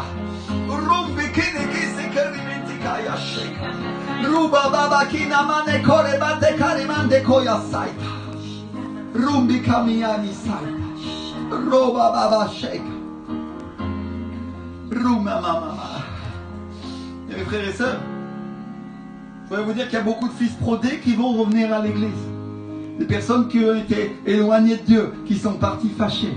Et des fils et des filles de pasteurs qui étaient énervés contre Dieu et qui ont été dans la rébellion pendant des années, vont revenir et vont demander pardon à Dieu. Et attendez-vous à les voir, parce que l'église est prête à les attendre, elle est prête à les recevoir. Et le Père Céleste a mis le mouchoir à sa fenêtre. Alléluia! Des milliers de mouchoirs pour lui souhaiter la bienvenue. Je veux juste que tu tombes ton cœur vers Dieu ce matin. Et tu dis, Seigneur mon Dieu, je t'aime. Et j'ai tant besoin de toi, Seigneur. Souffle, Saint-Esprit, souffle, Seigneur. Souffle avec force, souffle avec puissance, mon Dieu. Car ton nom est grand et élevé, Seigneur. Et j'ai besoin d'être dans ton royaume, Seigneur. Au moment où la terre entière va mal, et elle est en train de glisser vers la mort, Seigneur. Alors même que les gouvernements disent parfois que tout va mieux, mais qu'en réalité on voit que les morts s'accumulent, Seigneur. Et que le jugement est sur toute la terre, Seigneur. Ô Éternel mon Dieu, Seigneur, aide-moi à être en règle avec toi, Père. Au nom de Jésus, Seigneur. Je reviens à toi de tout mon cœur, Seigneur, de toute mon âme et de tout mon esprit. Et je me tourne vers toi et je veux entendre ta parole et je veux entendre ta voix, Seigneur. Donne-moi un cœur et un esprit disposé, Seigneur. Comme David qui avait péché avec Bethsabée te l'a demandé, Seigneur. Et que tu l'as utilisé. Et qu'il a été oint. Et il a eu la victoire, Seigneur. Oins-moi, Saint-Esprit. Équipe-moi, mon Dieu. Au nom de Jésus de Nazareth, Seigneur. Alléluia, alléluia. Rekama. Toute l'église prie, toute l'église prie. Il y a de nombreuses personnes qui sont en train de revenir au Seigneur. Il y a des âmes qui sont en train de s'agiter. Et si elles étaient dans l'assemblée, on les verrait lever la main. Mais aujourd'hui, le Seigneur est avec vous. Est avec vous. Juste lève-vous. Et décrète avec moi. Grand réveil pour la France. Grand réveil pour cette nation. Au nom de Jésus de Nazareth, Seigneur. Étends ta main de puissance. Que nous voyons ces âmes dans l'église, que nous voyons ces brebis dans l'église, qu'on les voit derrière leurs comptes et leurs écrans de télévision. Si tu t'es repenti aujourd'hui, nous voulons entendre parler de toi. Écris-nous un email. Écris-nous un email à contact@videlafoy.com. Et va sur notre site internet, tu vas trouver la boîte email et raconte ce qui t'est arrivé. Raconte comment le Saint-Esprit est en train de te toucher. Alléluia, il y a des gens qui sont en train de vivre une transformation merveilleuse en ce moment. Et ils savent qu'ils ont le salut de Dieu dans leur vie à nouveau. Et c'est comme si un poids venait de lâcher tes épaules et qu'une cathédrale de misère, de ruine et de pauvreté spirituelle t'avait quitté. Et tu te sens dans la joie désormais, tu te sens libre et joyeux. C'est le salut qui est en train de rentrer dans ta vie. Kurema qui s'endemante, monte carimante, koya shakaremante kaida. Santa. Alléluia. Puissance de Dieu ce matin. Puissance de Dieu mon roi. Merci Saint-Esprit pour les œuvres grandes auxquelles tu nous fais participer, Seigneur. équipe de télévision du centre de vie de la foi, Seigneur. Tu es éternellement reconnaissant pour ce que tu fais pour ces personnes, Seigneur. Merci de nous utiliser, Saint-Esprit. Nous t'aimons tant, Seigneur. Nous t'aimons tant, Jésus.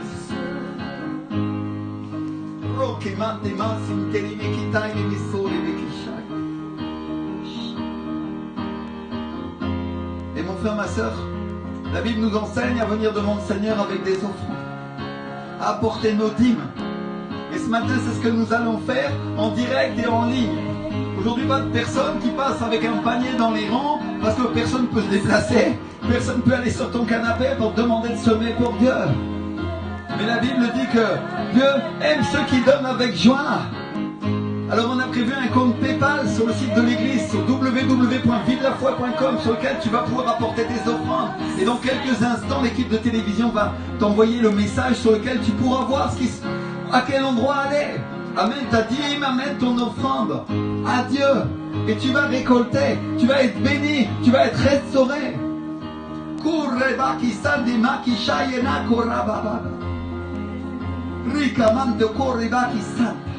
Et je voudrais lever une offrande spéciale aujourd'hui, en plus des dîmes et des offrandes que nous apportons habituellement, mes frères et sœurs. Pour la télévision, pour acheter du matériel pour cette télévision. On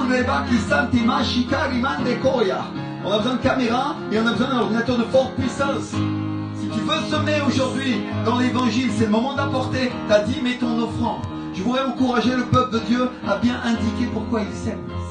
Quand tu fais une dîme, quand tu fais une offrande, il y a une boîte mail sur l'église sur laquelle quand tu cliques sur envoyer, le message part. Et après tu cliques sur le bouton PayPal et tu peux faire ton offrande en ligne avec ta carte bleue ou avec ton compte PayPal.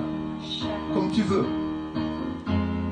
Si tu fais une offrande spéciale pour la télévision, je vois que tu indiques dans le mail le montant, la somme que tu dédies spécialement pour la télévision.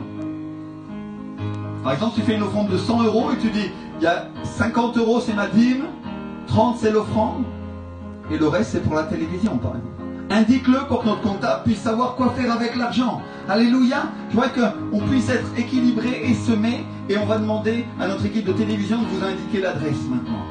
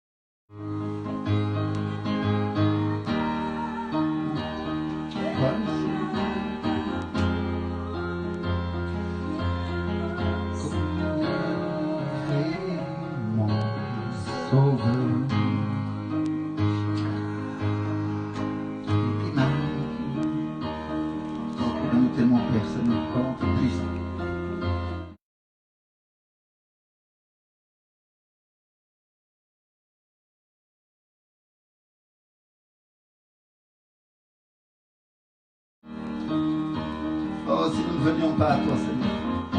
À qui venions-nous, Seigneur Jésus? À qui venions-nous? Oh, Reba, Sinde, Meshekere, Metekere, Mekaita. Roba, Baba, Kisekere, Mekere, Medisinde, Mishaita. Rukina, Mana, Mama, Mama, Sekere, Bekere, Meshekara, Baba.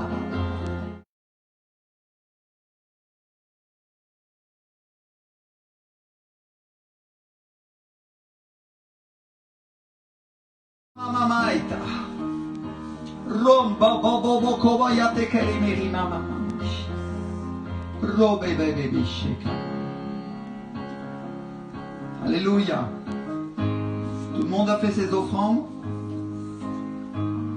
J'ai un message à vous partager de la part du Seigneur. Mais avant, je voudrais décréter sur vos vies prospérité, bénédiction, paix et shalom de Dieu sur vos vies aujourd'hui. Recevez, là où vous vous trouvez, la bénédiction de l'Éternel.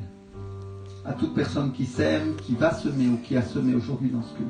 Le Seigneur te bénisse, soit avec toi et déverse sur toi.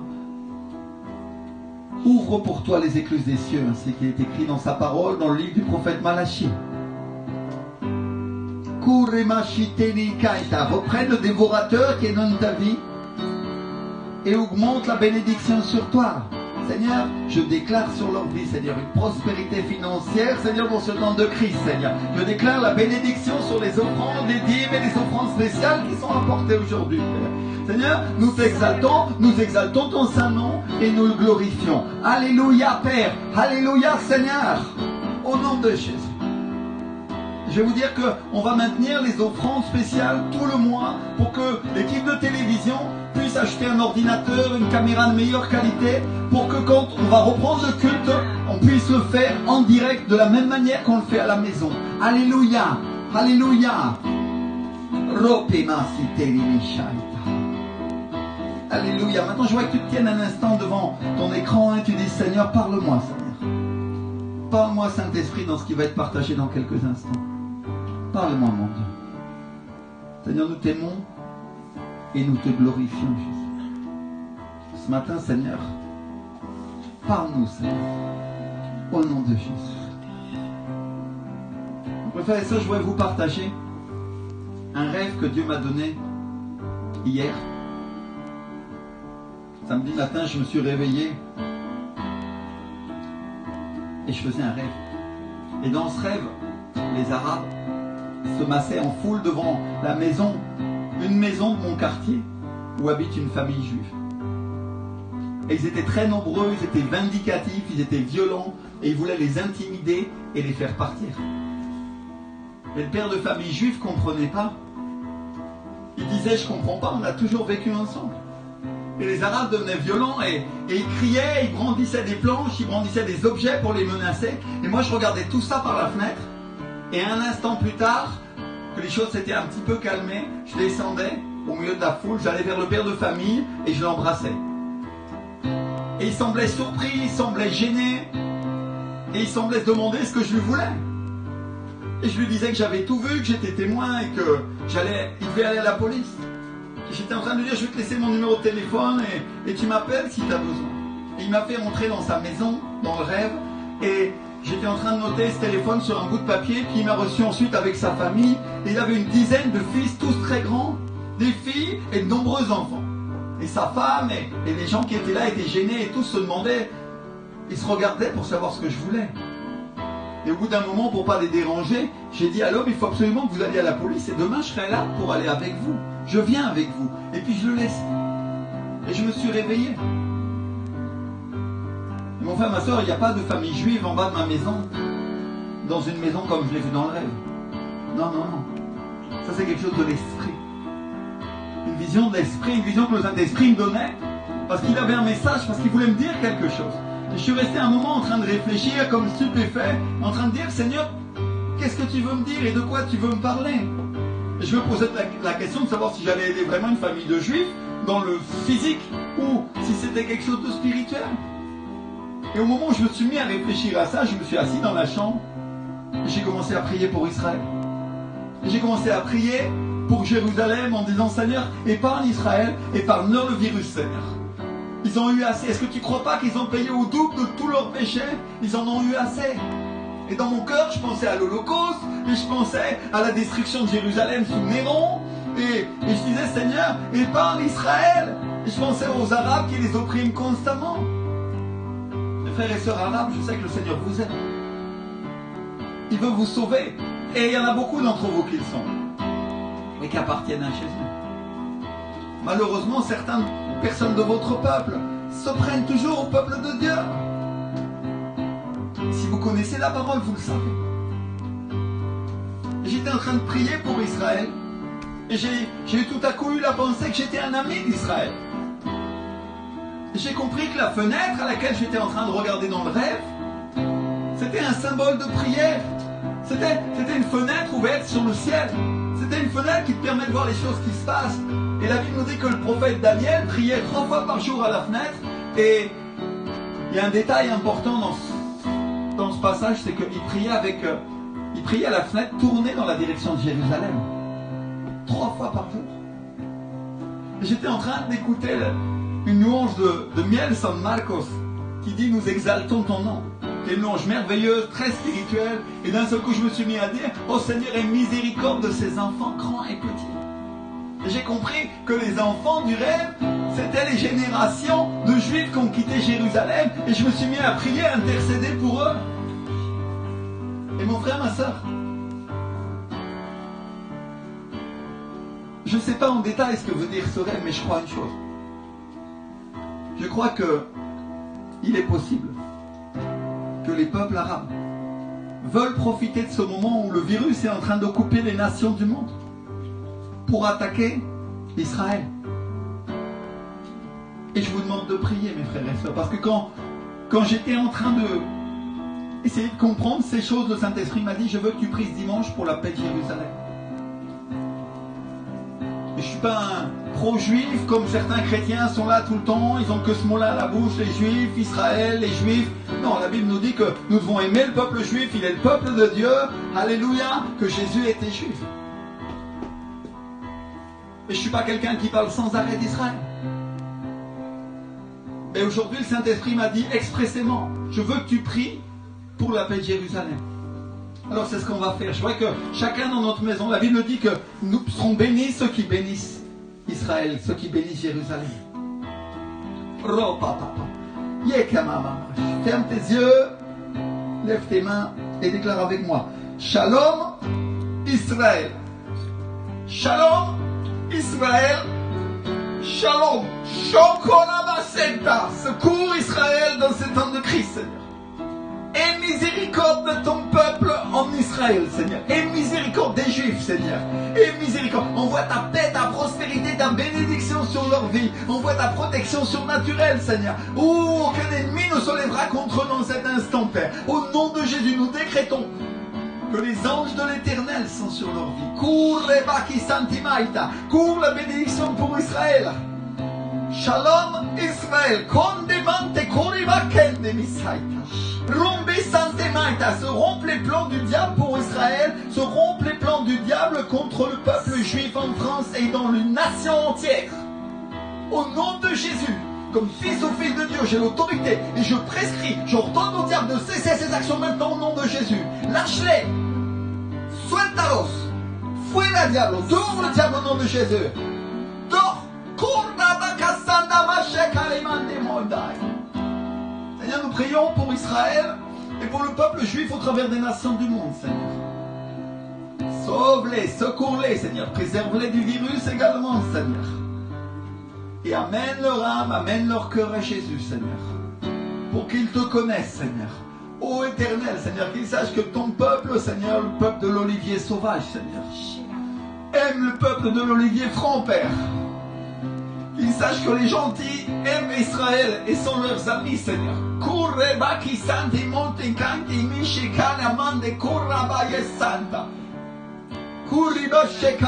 Et peut-être tes juifs étaient en train de regarder ce culte en ce moment.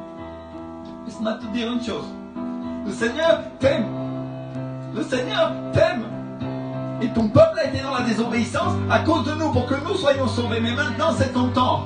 Maintenant c'est le temps pour que les Juifs te connaissent, Seigneur. Alléluia. Maintenant c'est le temps, mon roi.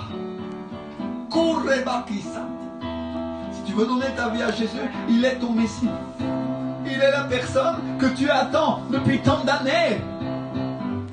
Et il s'est révélé à nous en premier parce qu'il voulait vous humilier. Mais ne dis pas, est-ce que la Bible ne dit pas que celui qui s'humilie sous la main puissante de Dieu sera relevé? Alors écoute bien ce que j'ai à te dire. Mon ami juif, Shalom Israël. J'aime tout le peuple et mes frères et sœurs t'aiment aussi. Et ils prient pour ton salut. Ils prient pour le bien de ta nation. Santa. Seigneur, aujourd'hui, Père, je veux prier pour Benjamin Netanyahou, Seigneur. Aujourd'hui, ta parole nous enseigne à prier pour les autorités. Donne-lui la sagesse, donne-lui l'intelligence, Seigneur, pour secourir son peuple, pour le protéger et le défendre comme il l'a toujours fait, Père. Et qu'il te connaisse, toi aussi, Éternel. Au nom de Jésus. Shalom Israël. Paix et prospérité et bénédiction et victoire sur la terre des Juifs au nom de Jésus de Nazareth. Alléluia. Aujourd'hui nous couvrons notre nation, la France, avec le sang de Jésus, et nous couvrons la nation d'Israël également. Seigneur, aie miséricorde des nations du monde également. Protège-les du virus, Seigneur. Regarde ton peuple qui périt, Seigneur. Et étends ta main de puissance sur leur vie, au nom de Jésus. Amen et Amen.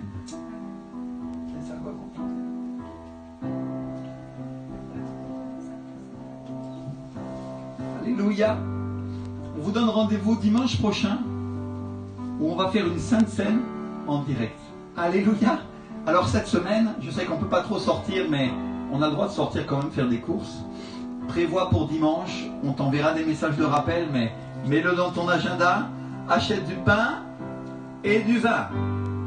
Parce que nous tous ensemble, comme le peuple de Dieu, comme le corps de Christ, dimanche prochain, nous allons boire la Sainte Seine. Alléluia. Merci Seigneur. Je voudrais bénir chaque membre du centre de vie de la foi. Priez pour votre église. Priez pour chacun des malades pour lesquels nous avons reçu la charge de prier pour eux.